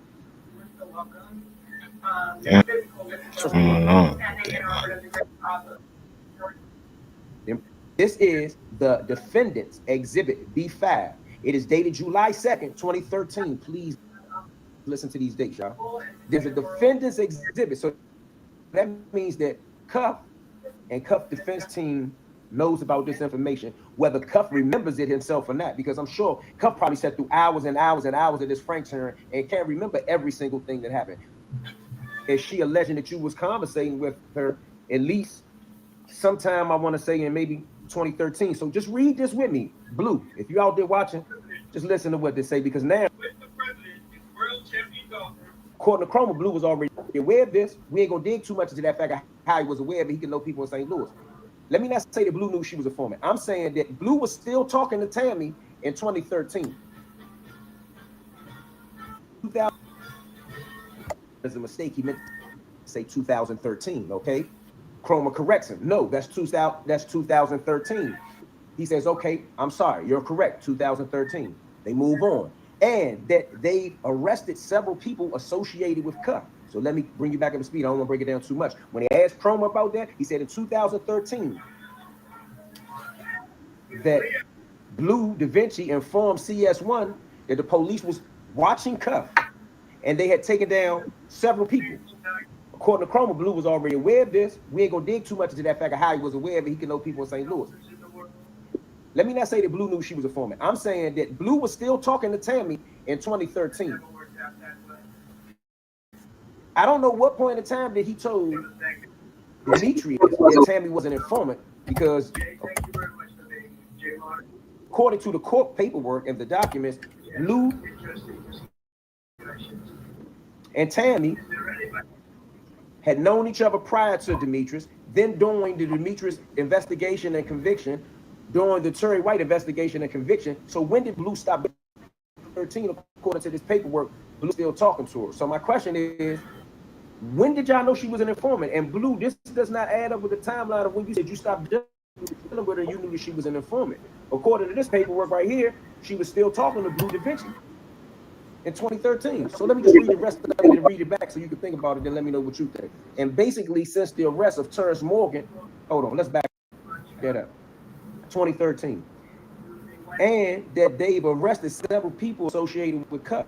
The answer from Chroma is yes. The next question is, and that basically since the arrest, Terrence Morgan had been murdered. Now that's one of those people that were the people that was alleged to have been ordered to be deleted by for this DEA 6. And there was a payment of $2,000 made to CS1 for the information contained in this DEA 6. Yes, sir. If Task Force Officer Aguilar said that it is not sufficient information to substantiate a payment to CS1, which is Tammy, for $2,000, do you disagree with the statement, sir? Chroma says, yes, I do. And you want to know why? They said, yeah, sure, why? He said, okay. Task Force Officer Aguilar doesn't have all of the knowledge of what's going on. Aguilar wasn't in communication with DEA St. Louis, okay? Aguilar's job was to maintain and do pay.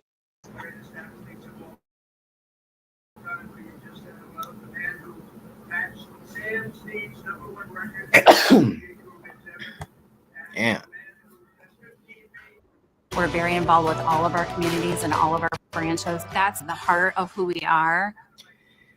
It's Murdmittentv, man. Murdmittentv clips. My back.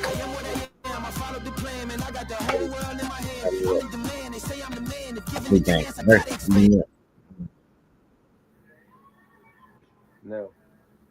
Everybody keep one. No, but Demetrius' case came back to you, because my whole thing with Demetrius is when did there's nothing inaccurate in the paperwork. This information here in this report is accurate. I hope you're not suggesting that there's something in this report that is inaccurate. This is what Chroma is saying emphatically. The defense attorney says, this is my question about the information, is that this is seemingly historical information that is being provided, something you as a case agent could get on your own. So basically, the defense is saying, bro, none of this information was exclusive, and y'all were feeding this to St. Louis in order to pay Tammy, which is correct. But in the process of this coming out, Chroma was asked about this information in the paperwork referring to Cuff and referring to Blue, alleging, and I don't know why they would still be alleging in 2013 that Blue and Tammy were still in constant communication. Let's say this, in 2013, according to Tammy, she was still in contact and communicating with Blue in the year 2013. That goes against the timeline that Blue said that he was not dealing with her and he knew that she was informant, which takes me back to what I keep saying to y'all. The reason why all of this being messed up is super duper suspect is because everybody is secretly or knowingly or indirectly dealing with informants. Going back to the Frank's hearing, the answer from Chroma is this. The whole thing is sometimes in the interview, they are only telling you what they know. I mean, that's what it is. No. See, you can't have it anything. They'll tell you they don't know anything. She said, I haven't spoken to certain people in this time. He's talking to Blue. And the fact that Blue already knows she's an informant. While Cuffy's dealing with her, Blue knows she's an informant, is what I believe. She said, I haven't spoken to certain people in this time frame. Whatever information they have is in there as well. But at the same time, the report is generated. The report is very important, I would say. Because go look at line 7 in the report where it says P9 and P22. That's Cuff and that's McKnight. So that's Cuff and that's Blue division. Cuff and Blue both know where CS1 lives, and therefore CS1 has to relocate. And what it is, we never told CS1 about the undercover meeting in St. Louis coordinated that we assisted them with. They didn't know anything about that. We never told them about that. The only thing we told while their enforcement things going on is that if Cuff calls you, you are to vouch for Cuff and the validity of CS2. CS1 didn't know what was going on, but at some point, what's important here is that she knew somebody had got murdered over this, number one. But more importantly, sir, it goes back to the CS, which is Tammy. In here, it tells you why CS1 moved. CS1 moved because enforcement activity that occurred in that DEA St. Louis and what they did. CS2, as you and your associate asked me earlier, did CS1 move closer to me, which is Chrome, but they was alleging that Tammy moved to move closer to him. And the answer to that is unequivocally no. She tells you in this report why she moved, because of the enforcement activity. That is why. Then I'm gonna stop there because I don't want to talk too much. CS1 moved because enforcement activity that was taking place in St. Louis with Cuffy, people were being arrested. Blue, according to Cromer and according to the police reports, had a conversation with Tammy and told Tammy that, yo, they're locking up people in St. Louis. The police is watching Cuff. I'm trying to figure out why. I'm trying to figure out why is Blue still talking to this informant. This document alleged that this occurred, and this was written and documented in a 2013 report. That's a defense exhibit. So for all of y'all that want to get back into this whole scenario about Blue and Blue paperwork, this Cuffy paperwork. Once again, when did they know the woman was an informant? Blue said a certain time. Now we need to find out, when did Meech know he was an informant? And can we use what Blue said to narrow down the time frame of when Meech knew she was an informant? Some point in time, Blue knew she was an informant. He alleged that he told Demetrius, I would say. Because go look at line 7 in the report where it says P9 and P22. That's Cuff and that's McKnight. So that's Cuffy and that's Blue Defension. Cuff and Blue both know where CS1 lives, and therefore CS1 has to relocate. And what it is, we never told CS1 about the undercover meeting in St. Louis coordinated that we assisted them with. They didn't know anything about that. We never told them about that. The only thing we told while their enforcement thing was going on is that if Cuff calls you, you are to vouch for Cuff and the validity of CS2. CS1 didn't know what was going on, but at some point, what's important here is that she knew somebody had got murdered over this, number one. But more importantly, sir, it goes back to the CS, which is Tammy. In here, it tells you why CS1 moved. CS1 moved because enforcement activity that occurred in that DEA St. Louis and what they did. CS2, as you and your associates asked me earlier, did CS1 move closer to me, which is Chrome, but they was alleging that Tammy moved to move closer to him. And the answer to that is unequivocally no. She tells you in this report why she moved, because of the enforcement activity. That is why. Then I'm gonna stop there because I don't want to talk too much. CS1 moved because enforcement activity that was taking place in St. Louis with Cuffy, people were being arrested. Blue, according to Cromer and according to the police reports, had a conversation with Tammy and told Tammy that, yo, they locking up people in St. Louis. The police is watching Cuff. I'm trying to figure out why. I'm trying to figure out why is Blue still talking to this informant. This document alleges that this occurred, and this was written and documented in a 2013 report. That's a defense exhibit. So for all of y'all that want to get back into this whole scenario about Blue and Blue paperwork, this Cuffy paperwork. Once again, when did they know the woman was an informant? Blue said a certain time. Now we need to find out, when did Meech know he was an informant? And can we use what Blue said to narrow down the time frame of when Meech knew she was an informant? Some point in time, Blue knew she was an informant. He alleged that he told Demetrius she was an informant. I would assume he told Cuff she was an informant at the same time. And if he did all this, why the hell was he still on the phone with Tammy Cohen and she was setting people up from St. Louis to Atlanta? And Suarez is out of California. But nevertheless, remember this, Jack Harvey is a DEA Atlanta agent. Why do you think he's so engulfed in St. Louis business and Detroit DEA business? I wonder. But y'all tell me when y'all think that they knew that Tammy Cohen, they knew that she was a DEA informant. Subscribe to the channel, Free to Real. Sure, DC Black, he broke that down good. Sure. Wix, gives you the freedom to tell your story with a professional website that reflects who you are and what you have to offer. He also mentioned at the same time that there were going to be statues of Kobe Bryant and Muhammad Ali. So it just seems a little hypocritical that you would be doing everything in your power to sort of outlaw the teachings of what, say, a Muhammad Ali stood for. Like, are you going to tell people that he stood against war, that he stood against these very progressive civil rights issues? That doesn't seem to be a part of it. And what I noticed there from that clip is that he had to read letter by letter about what these people, what these great Americans have done in terms of progress for our country, because it's not something he's familiar with and not something that is natural for him. So I consider this to be an insult, a slap in the face. And frankly, all the people that attended this, look, I guess God bless you if you've never been to the White House and maybe you looked at it as some kind of great experience. But everything this president has stood for and done in the last decade or so has been a complete rejection of what Black history is. Abel, how do you square what Jamel is saying there? That this White House, this administration has spent so much time, especially in the last month, denigrating diversity as even a concept. And actually, let me just go ahead and play this because I think it's instructive to hear exactly what they have been saying. Listen. I think the single dumbest phrase in military history is our diversity is our strength. My son is in a public school. He takes a class called African American History. If you're running an African American history class, could you perhaps be in violation of this court order, of this executive order? I'm not quite certain, and I'd like to look into it further and get back to you on that. You can have DEI in water coolers and universities. I disagree with that, but lives aren't impacted with DEI at universities. It is impacted here. I just want the best and the brightest, keeping Americans safe. Okay, so you say that, and then you throw a Black History Month event, and people are supposed to then say, well, it all doesn't matter. He really does care about the history of this country, which includes people. It's Black History Month today and this month, but it could be Hispanic History Month, Women's History Month, all these diverse people. Absolutely. What are Americans supposed to think? I mean, look, President Trump is not a traditional politician. I mean, he never has been, he never will be. So today when we saw the celebration in the White House, I thought that was a beautiful ceremony. I thought it was a packed house there. I mean, Tiger Woods, I can go on and on of all the people that were there. He made it very clear today, Abby. He said, Black Americans are legends. I'm going to put some statues up. Kobe Bryant. But he's governing in exactly the opposite way. I think what he's trying to do is on one end, he knows he's got a huge deficit. He's trying to make cuts and move the business, this big government forward. I'm not talking about the cuts. I'm talking about the denigration of people based on this idea of DEI. They tried to blame a plane crash on diversity. Yeah, I don't actually agree with that, to be very sincere with you.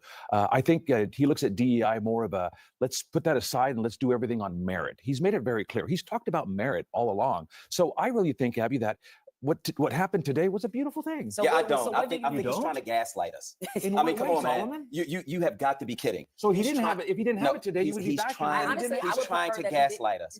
First, he said he doesn't want anybody in government to celebrate Black History Month, and then he says, "Okay, I'm going to put on an event about Black History Month, and I'm going to be the speaker."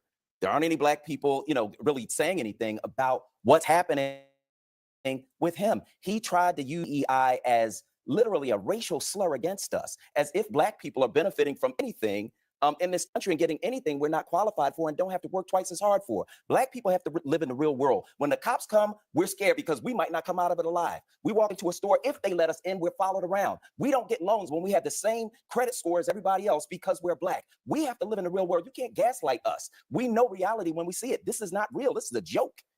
That's what that is. I mean, Tiger Woods was speaking at the podium today. Tiger Woods said he's Kablasian. Right. I thought it would be there for a combination. Come on, man.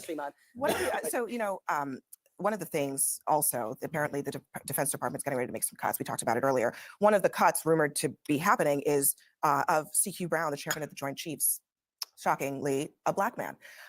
This is not surprising to me because I know the conversation in MAGA world about that. But the idea that maybe one of the first acts of the new defense secretary would be to ask the chairman of the Joint Chiefs, who is a Black man who a Republican senator just today said has done a very good job, and he would be surprised to hear if he were eliminated in some of these cuts. Kevin Kramer said a month ago that he knows CQ Brown pretty well. They've had disagreements, but he thinks he's doing a great job. Why would this even be a conversation?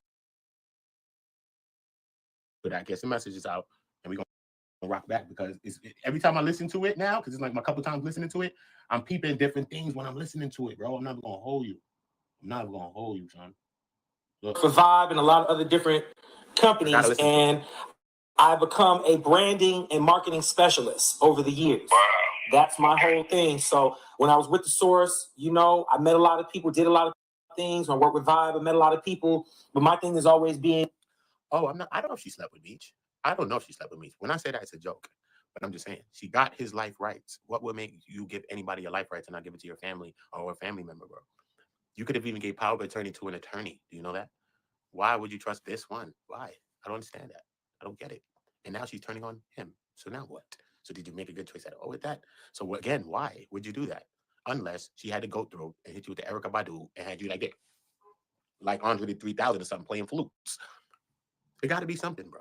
What could it be? Why? What make her that trusting? What make her that deserving? What make her that this and this and that? What make her that? She been an op since day uno.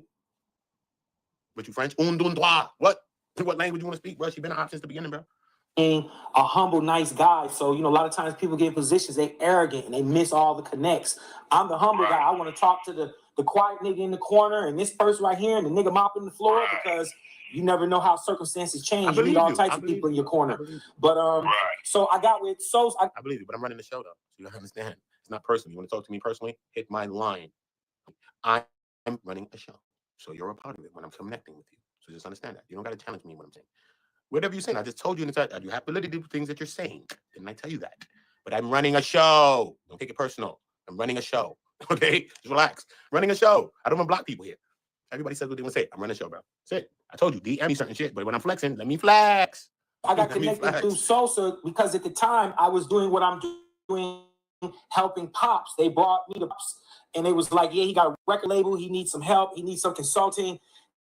Can you help him? And that's how I started my relationship with the family, you know, from that point. Man, you know, Meech and most of the top guys. At the time I was living around the corner with an OG named Michael Concepcion. And so I would go, I used to go the back route through the neighborhood, make sure nobody was following me to go to Pop's house once things got hot. So that's pretty much where I did. I did my business. When I fucked with them, I had a time limit. It was business. I stayed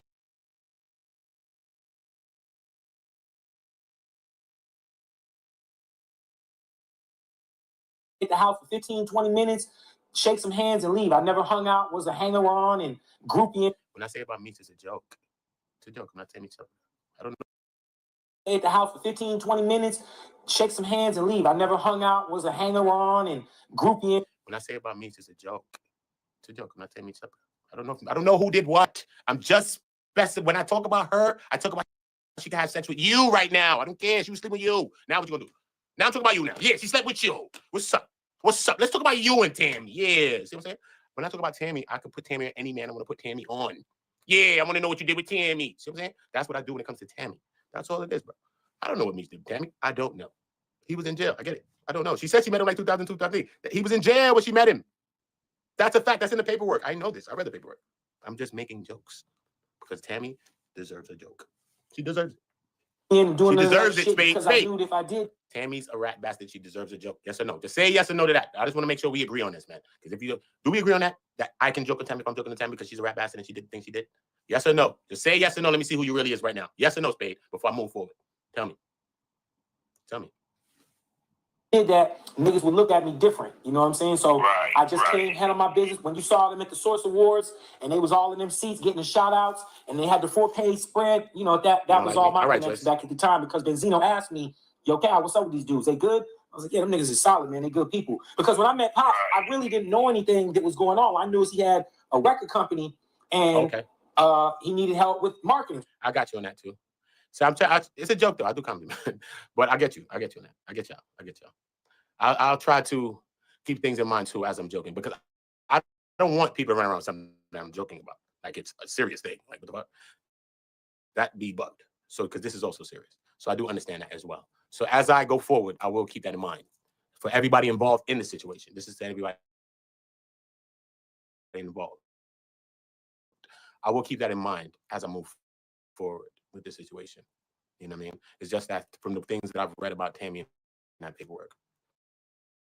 When a person is fighting for their life because they're on trial for death, and you is a CS and a confidential source, and you the person that can build up people's whole cases, all right? And you're not even you gonna bring that affidavit to what? The extra 2 that she never signed. And she said, if I could find them, if like an old lady. So if you're a woman, don't come here running around defending that woman unless you like her, unless you're just like her. I'm gonna tell you straight up.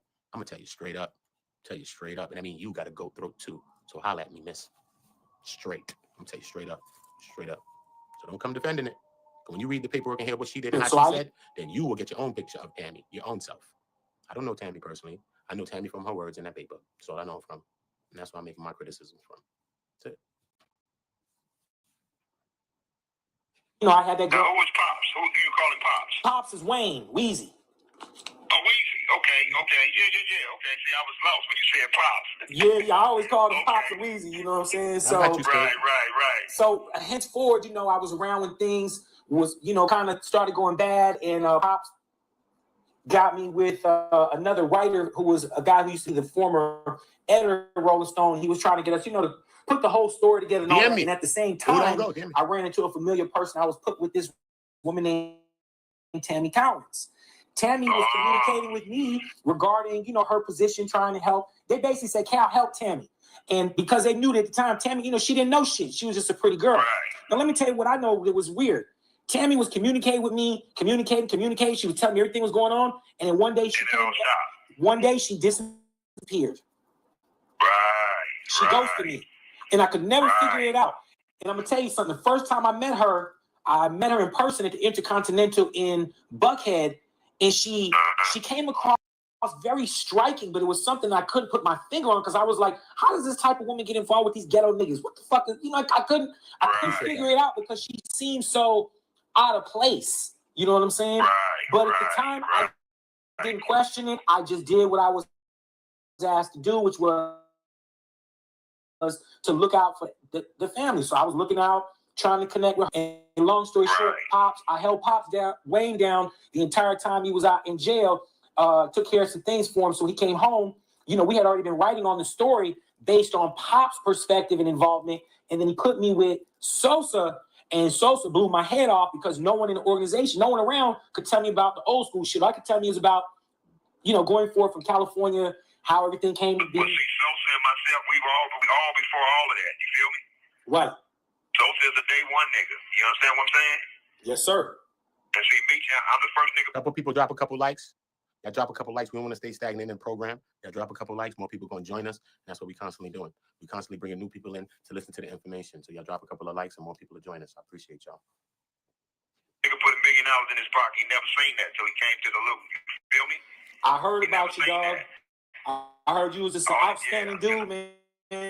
And take care of your business, and your reputation in a good way preceded itself. So I understand now, based on from what we've dealt with and seen with this whole thing with Tammy, man. Speak on that for me if you can, because it's perplexing. Well, what Meech and Tammy did is call it because you're not in the system. Thank God you're not. I hate to see brothers in this system, but brothers who are familiar with this system, it's a nasty, nasty system. What Meech and Tammy did was called a third-party corroboration. What happened was, this call is from a federal prison. Originally, I was put with Tammy. I paid for the script. I paid $250,000. That's my script. That's why 50 when he came in, because we put a 66 order in through my attorney. That's why they couldn't do a motion picture. That's why you didn't see the BMF story on the big screen. So 50 ran it through that star shit that he ran that other corny shit that he do. So what happened was, homie, I wasn't even the original target. They wanted to get a little Mexican. He's actually a cartel member out of LA named Suarez. You'll see his name in the paperwork. Fidel Suarez. He was their initial target. You feel me? Right. He was their initial target. But with me calling in while they were trying to set up Fidel Suarez, she clicked over and told the Fed, the agents who was listening to her and Suarez, hold on, this is Cuff. And when they heard the name Cuff, they went fucking crazy. And that's when her and Meech turned his scheme toward me. You feel me?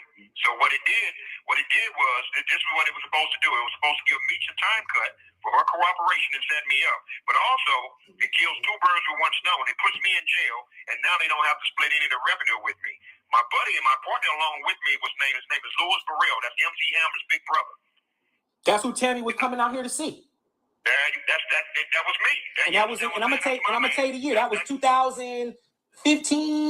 No, that was like 14. Way earlier than that. It started way earlier than that. Way earlier than that. Around 2010, homie. Way earlier than that. I'm sorry. Yeah, we gotta go way back.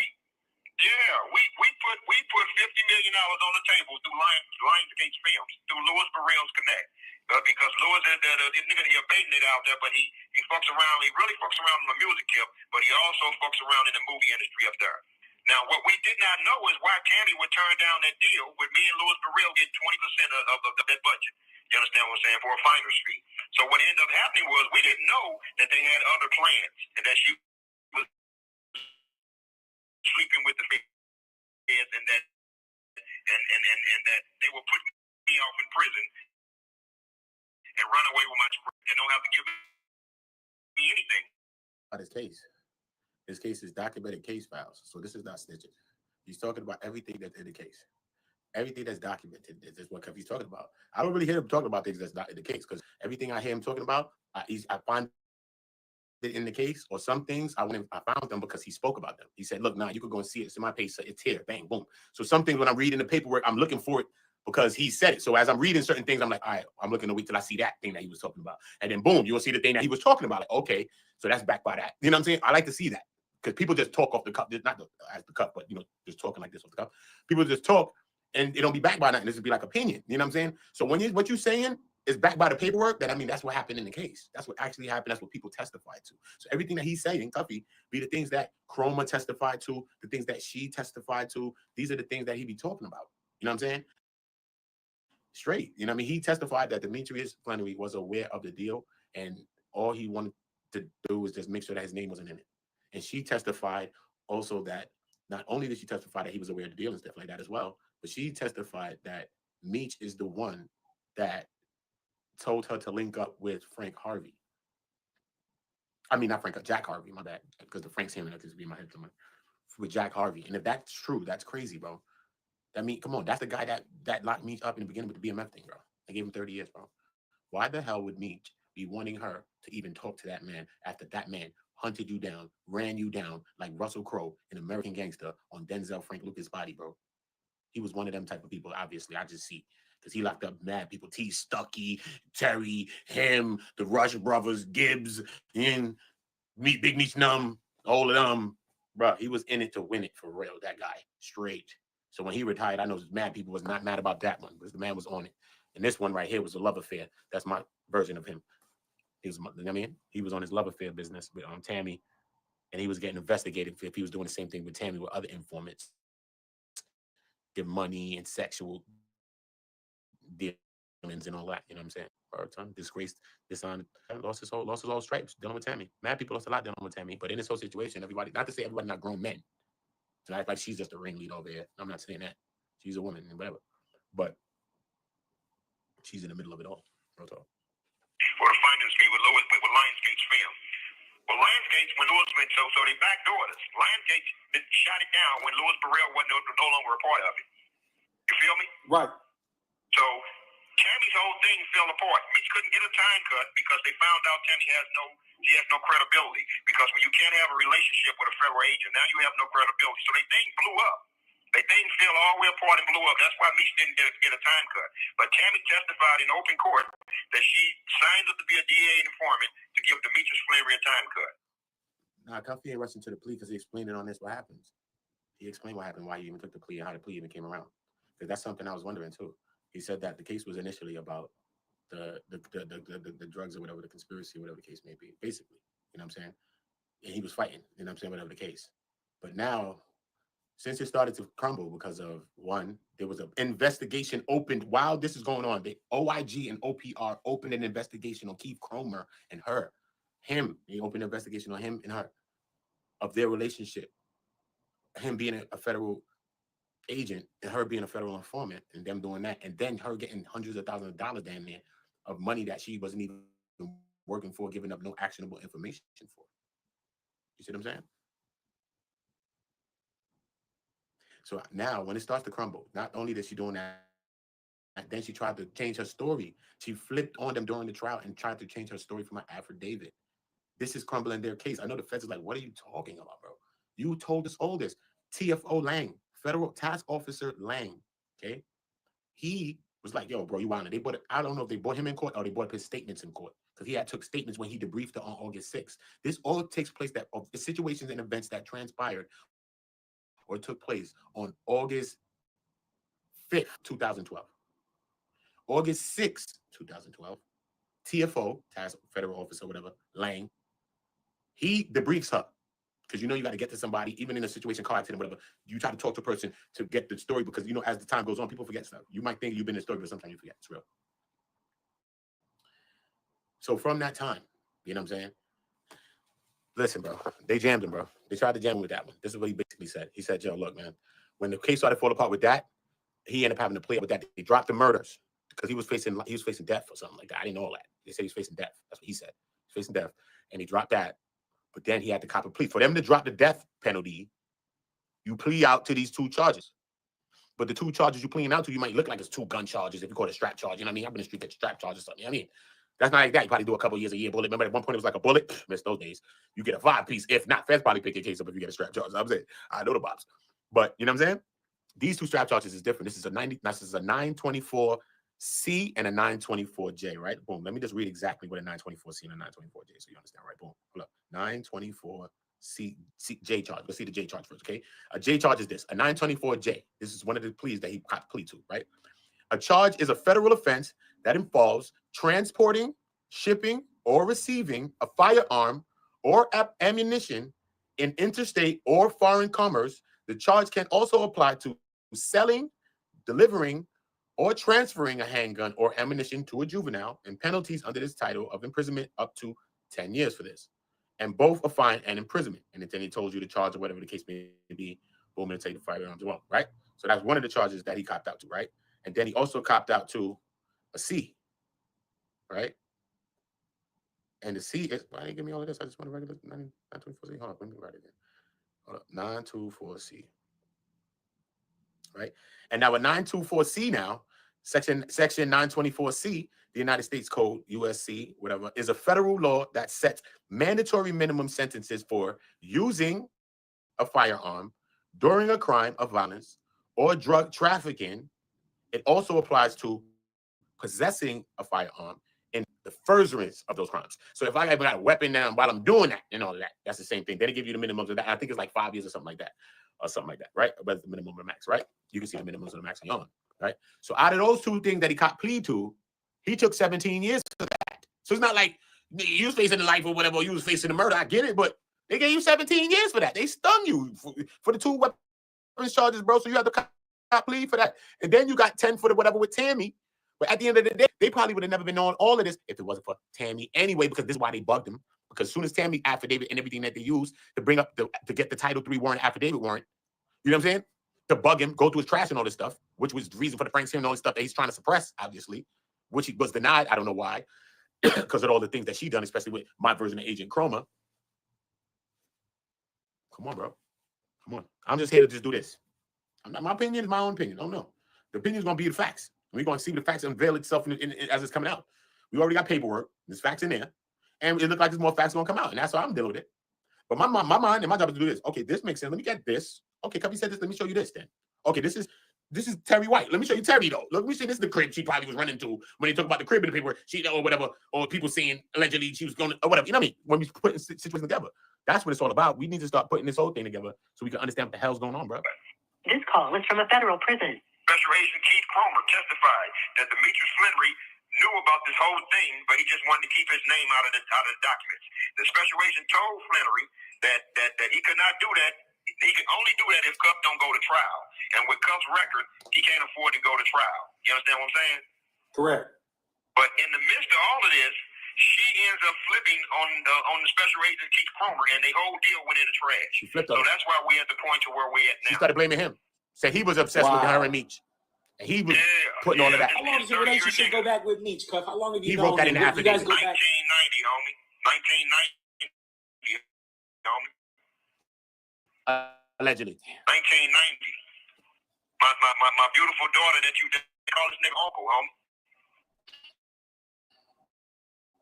Now, from my understanding, you guys reached out to him when the paperwork came down. She said that you knew who the CI was, and you told her and her mom, and you guys sent a message to Meech. What was his response when this stuff came down, and you were like, "Yo, bro, what's going on? What did you get from Meech?" When I got locked up, homie, and when I seen where this whole whole conspiracy was coming from. I laughed at it. I didn't believe in it. And I knew that Meech could come forward and kill the whole conspiracy. Just saying that the conspiracy is based on Meech communicating from Tammy, sending me a truckload of drugs. It's all made up. From jail, homie. He could have killed this whole deal. They never had any drugs. You understand what I'm saying? But that's how conspiracy works in this system, in this nasty system. But when Meech shot down the offer, when we sent my attorneys out, he was at FCI Lombok in California. And he responded back to my attorneys that he didn't want to have nothing to do with nothing, and he stopped communicating with them. So then that told my attorneys right there that Demetrius Flannery is a part of this whole deal, and I couldn't believe it. You feel me? So that's what his response was, that he don't know nothing about all this. Well, Demetrius. And how are you my unindicted, he's listed in my paperwork, homie, as my unindicted co-conspirator serving 30 years at FCI Lombok in California.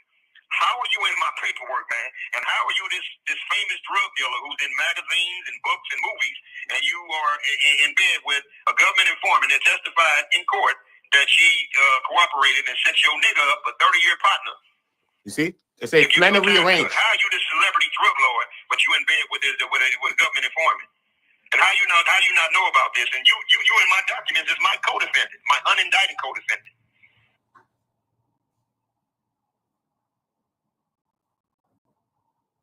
Okay. Flannery, the purported national leader of the Black Mafia family, an organization, had been sentenced to 30 years imprisonment, okay, for drug trafficking offenses. Yeah, drug trafficking activities. You know what I'm saying?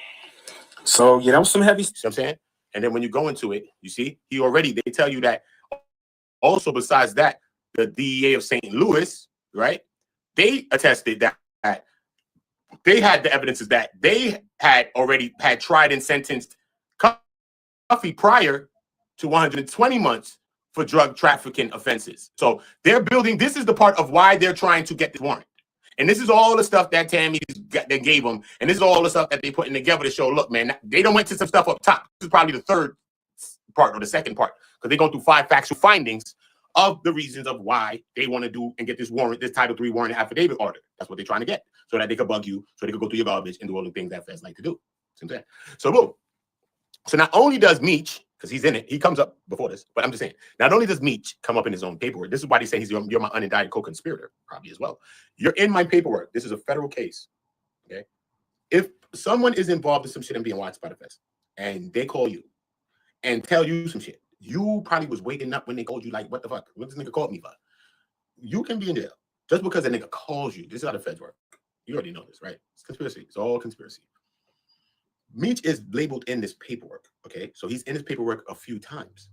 Not only is he in the paperwork a few times, sometimes he's listed in the paperwork before even the man whose case it is himself, which is weird to me. Like, why is Meech coming up before him? As I'm reading, I'm coming down here. Okay, now they say look, all of this is because Tammy told him about a suspected drug distribution deal or transaction, whatever, between Flannery, look and say Gatlin. So Gatlin name come up second in his own case.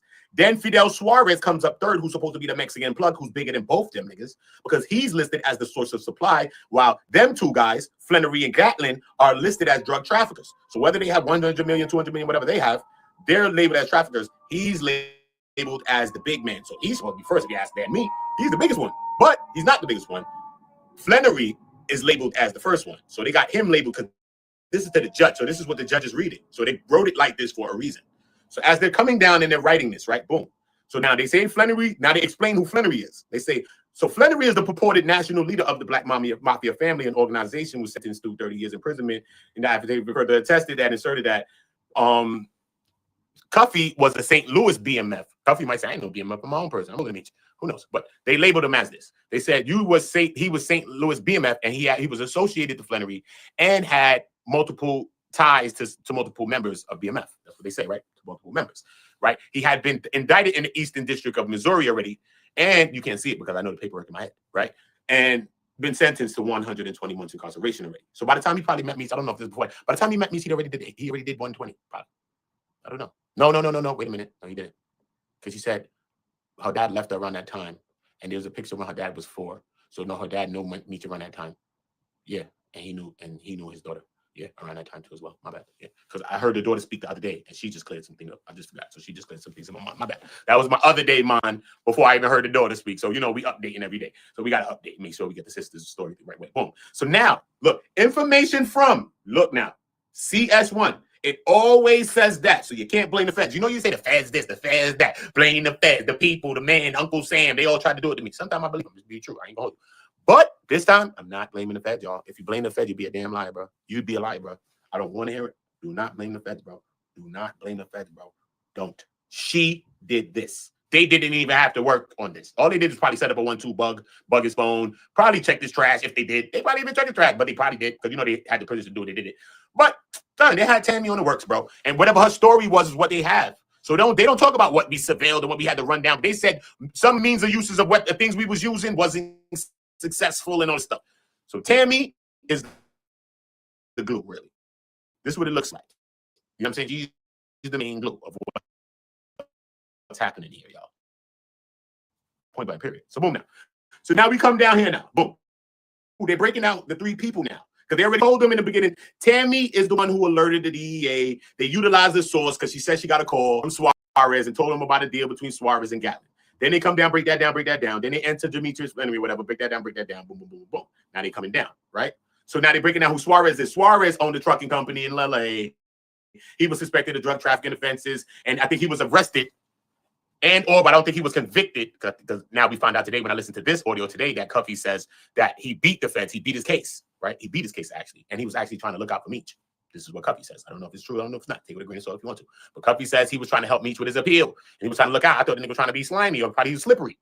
If he was slimy or he was slippery and got up out the way. So I was thinking he was either one, but it looked like he was just slippery, got up out the way, but he wasn't really trying to be slimy. That's what it seems like Cuff says. Until Meech says something different, I have to go with Cuff says, because Cuff know the man. Like Meech know the man. Meech is the one who introduced him to him. Because Meech met him in jail.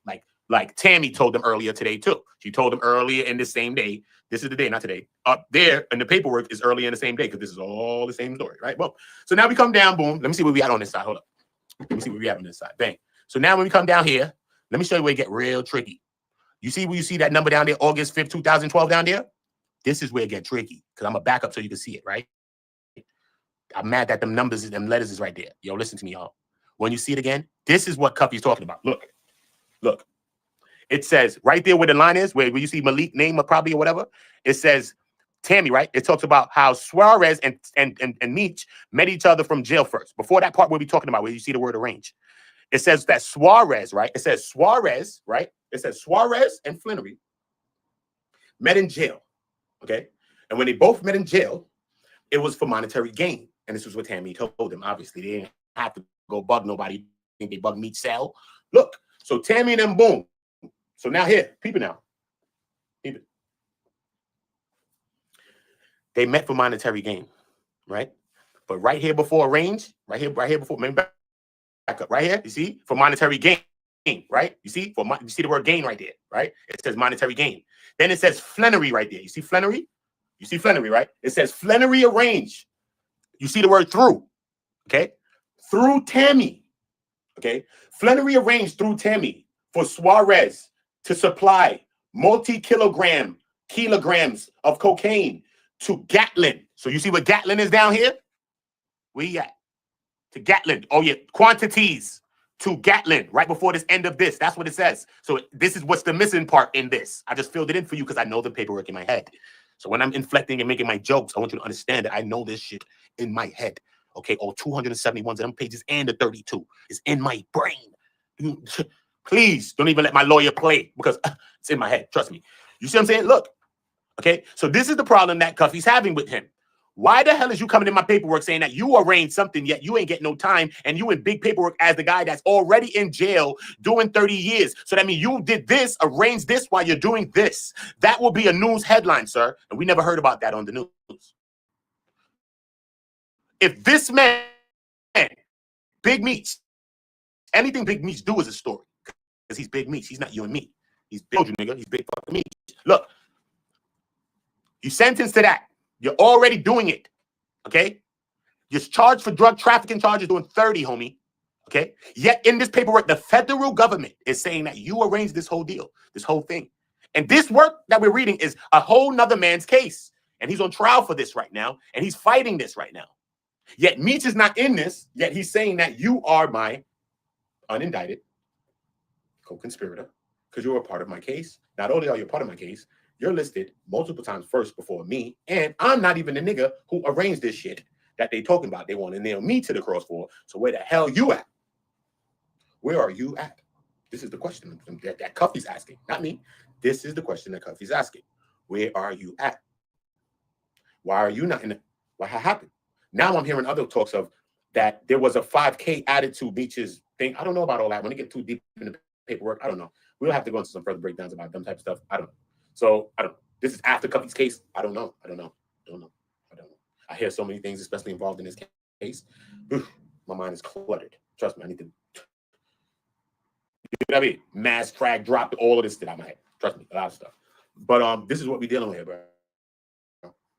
This is exactly what we're dealing with. And Cuffy then says, right? Cuffy then says this, right? This is what leads Cuffy to say this. This call will be recorded and subject to monitoring at any time. Take a listen. Now jumping on their bandwagon and doing whatever they do. I'm a day one nigga. I ain't got no monetary gains with what I'm doing. It's my duty as a real nigga to set a fuck nigga out for some foul shit. Hold up. That's what you see his intention. But now we get into what he really talking about.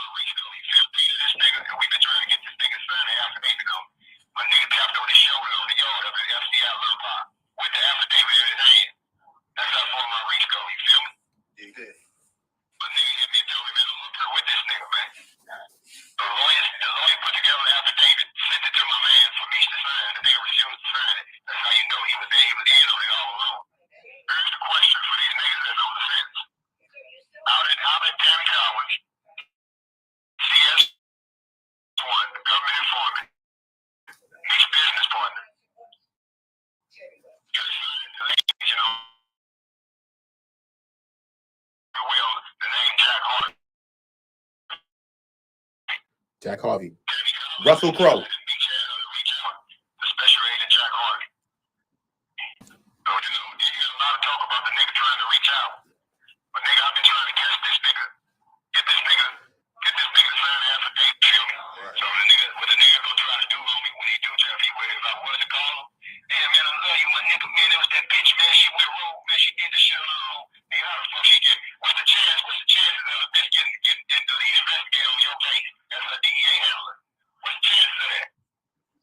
I'm dealing with straight paperwork.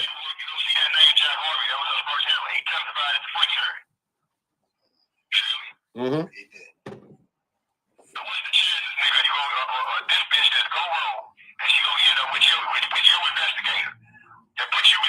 What's the chances of that? Real talk. What's the chances? I think that's a good question. I think that's a pretty good question. I think that's a good question. What's the chances of that? You know what I mean? What's the chances that the woman that is working for you, working with you, doing all the things for you, your life rights, whatever the case may be with you, is the woman that is working with Jack Harvey, and that's the man that locked you up, chased you down, like Russell Crowe in American Gangster. You know, when them type of cops, some of y'all met some of them in your neighborhood. I know 3 in New York, in a couple of other states I've been, because I was trying to be outside other places getting money at a time too. You know what I mean? In another state, it was Terminator. In New York, in Manhattan, it was a nigga, Hoodie Man. In Brooklyn, was a nigga named, in Queens, it was a nigga named RoboCop. You know what I'm saying? There was a nigga named RoboCop. And anytime you seen RoboCop, you know you had to get low if you seen Robo. You know what I'm saying?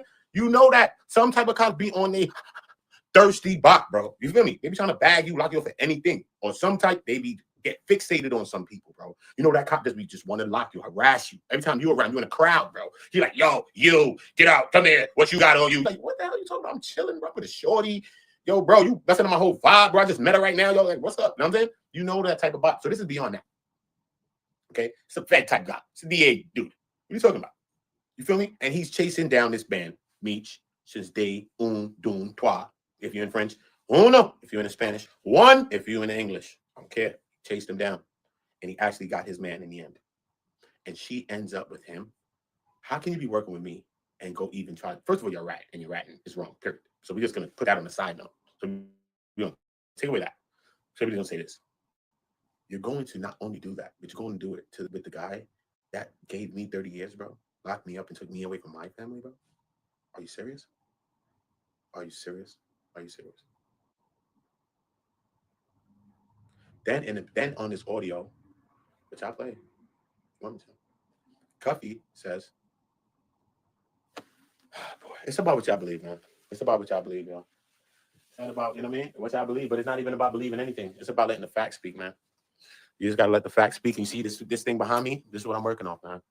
So I'm not really working off my own mind, man. No matter if I'm up here, I'm running a show. So I hope anybody that watches me just understands that. I'm running a show. This is TV. If I came up here and said, yo, this is that is this, and this and that, and read the paperwork, you wouldn't want to watch it. You know what I mean? You wouldn't watch it. So you need inflection, you need personality, you need all those things. Those are things that I learned from young. You know, I've been in entertainment since a kid. So I understand that. But that don't mean I'm taking this situation lightly. I don't. I think it's a bad situation. I think everybody lost in this situation in some shape, form, or fashion. Everybody has lost in this situation. You feel me? Everyone. Tammy, but you think she's running off to the bank laughing to the bank? Nah, bro. She probably still look over her shoulder. She probably can't even sleep at night sometimes, thinking about certain things. You know what I mean? She got kids. Of course, you know, when you have kids, you worry about your own kid, bro. You feel me? That's just a mother's nature. Besides the father, we know that's a mother's nature for a fact. You know what I mean? So it ain't just about her, right? Having a kid give you something else to think about. If you're living in life by yourself, you do stuff, then it's whatever, you know what I mean? But when you have kids, it's something else. It comes with a lot more, you know? Beach. You see what he's lost. He's lost a lot. You know? What people even think about him, he's lost. You know? Me personally, I have not called Meech a snitch. I never did. I've done a lot of videos on this. And I've never called Meech a snitch. You know? Because this is a third-party cooperation. It's not like somebody just directly snitched, right? And it could be that Tammy is involved in these things and did this on her own. There's still that element of a possibility. And as long as something is a possibility, we still always have to explore that possibility. Even if the percentages say 98 or whatever to 2, you still got to explore those other possibilities. You feel me? But yeah, he's lost a lot. People call him a rat, this and this and that. He waited all this time to come home. And look how people was treating Meech and dealing with Meech. And the crazy thing about that whole thing is that when Meech, like we've been heard these things calling, like people talking about Meech was snitching and this and that. You know what I'm saying? But what's so crazy, only until he got into the thing with 50, this thing came as loud as it is, and it's what it is. I did on this. I just said, yo, what the hell is this? And I did one video on it. This is what I'm doing. You know? I just did a video on it. What the fuck? And the first video I did, remember, I have a little channel. And I'm not a cloud chaser. I don't cloud chase shit, bro. I just do whatever I want to do on the channel. Really. And it's been growing. Ever since I made it like a month ago, I swear. And God is doing that. But the first video I did on it, it did 15,000 views. 14,000, I mean, upload. I was live and I pressed end on the live. And when I ended it, that shit said 14,000. I was like, and I thought I was high. I was smoking mad. You know, I be streaming late. I'm like, nah, I'm high, bro. I'll see that shit tomorrow, bro. Bruh. Like the hell brought all of that on the top of the situation and made the situation so much more. You feel me? Until Meech speaks or says something, you know, I think it's gonna continue to go the way it's going. Some people are still on the side still. They be in my chats as well. And I don't get nobody, because you know what I mean? I don't have no horse in the race to say my fight. You know what I mean? But I'm watching them fight. So if I'm gonna call it, I'm gonna try to call it as straight as I could. You know what I'm saying? But we watching them fight right here. This shit is going, it's there. You know what I'm saying? We got this side. He ain't got a side, but there's a story there. We got Tammy talking about she's about to drop a side. So it's like, what I fear for Meech is that you haven't said nothing this whole time. And by the time Tammy says something, whatever she's going to say, because I know that she's just not going to just say something, because she can. She could just say, this nigga do it. And everybody going to believe it, whatever. But I don't think that's enough, you know? She probably play audio. She probably do some, just to let he tell me at the time, told me what to do to play, or some weird, you know, some wild, it's going to be wild. Whatever it is, I don't know. It's going to be wild, though, bro. And we understand that Cuffy has already spoken to 50 since this has occurred. He spoke to me, said this in the audio, too, that he spoke to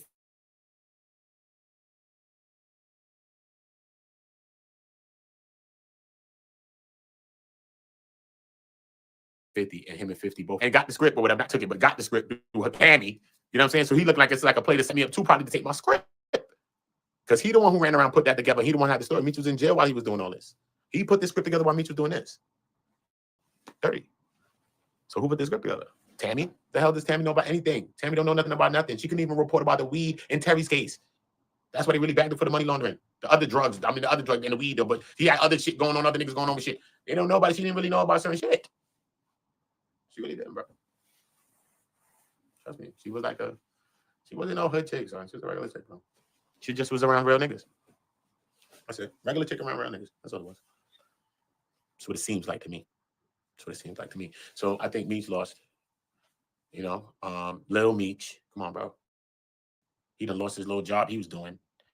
The shows, I don't know what's gonna be happening with that.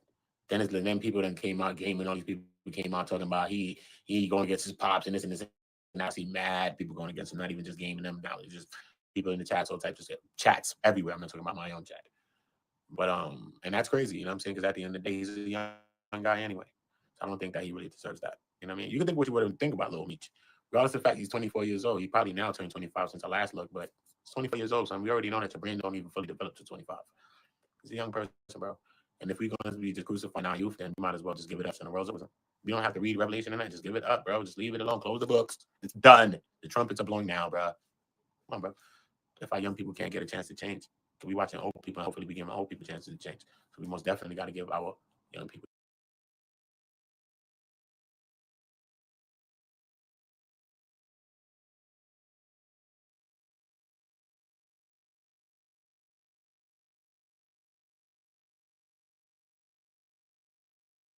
A psychologist, and I choose to transform my PBC treatment journey with. I'm trying to figure out exactly what it is that the Republicans believe our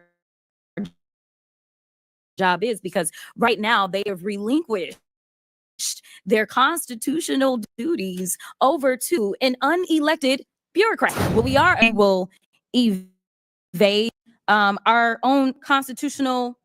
In fact, it's not even an invasion. At this point, it feels as if y'all have just decided that y'all are going to castrate your constitutional duty and hand it over to someone who is unelected. It doesn't matter how many cheerleaders he had on the field campaigning for him. That doesn't mean that he gets to go in and sit atop any of our agencies. And the fact that we had a vote today and we asked to bring him in because we have a constitutional duty. We all took our oath, and maybe some of y'all just don't take it seriously, but I take it seriously when I take an oath to do a job, and my job is to look out and make sure that we don't have any kings or queens in this country. But it seems like y'all have decided that it's going to be Mr. King and his queen, and y'all can pick which one is which. The problem is that the game is going to be on the American people. When I say the American people, I mean all of us.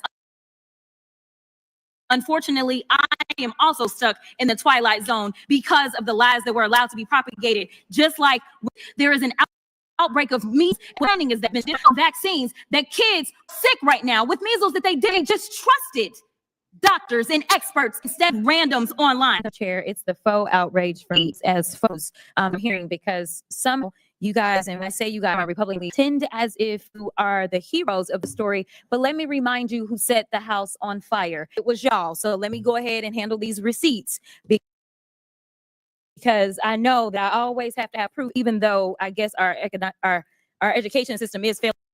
Like facts don't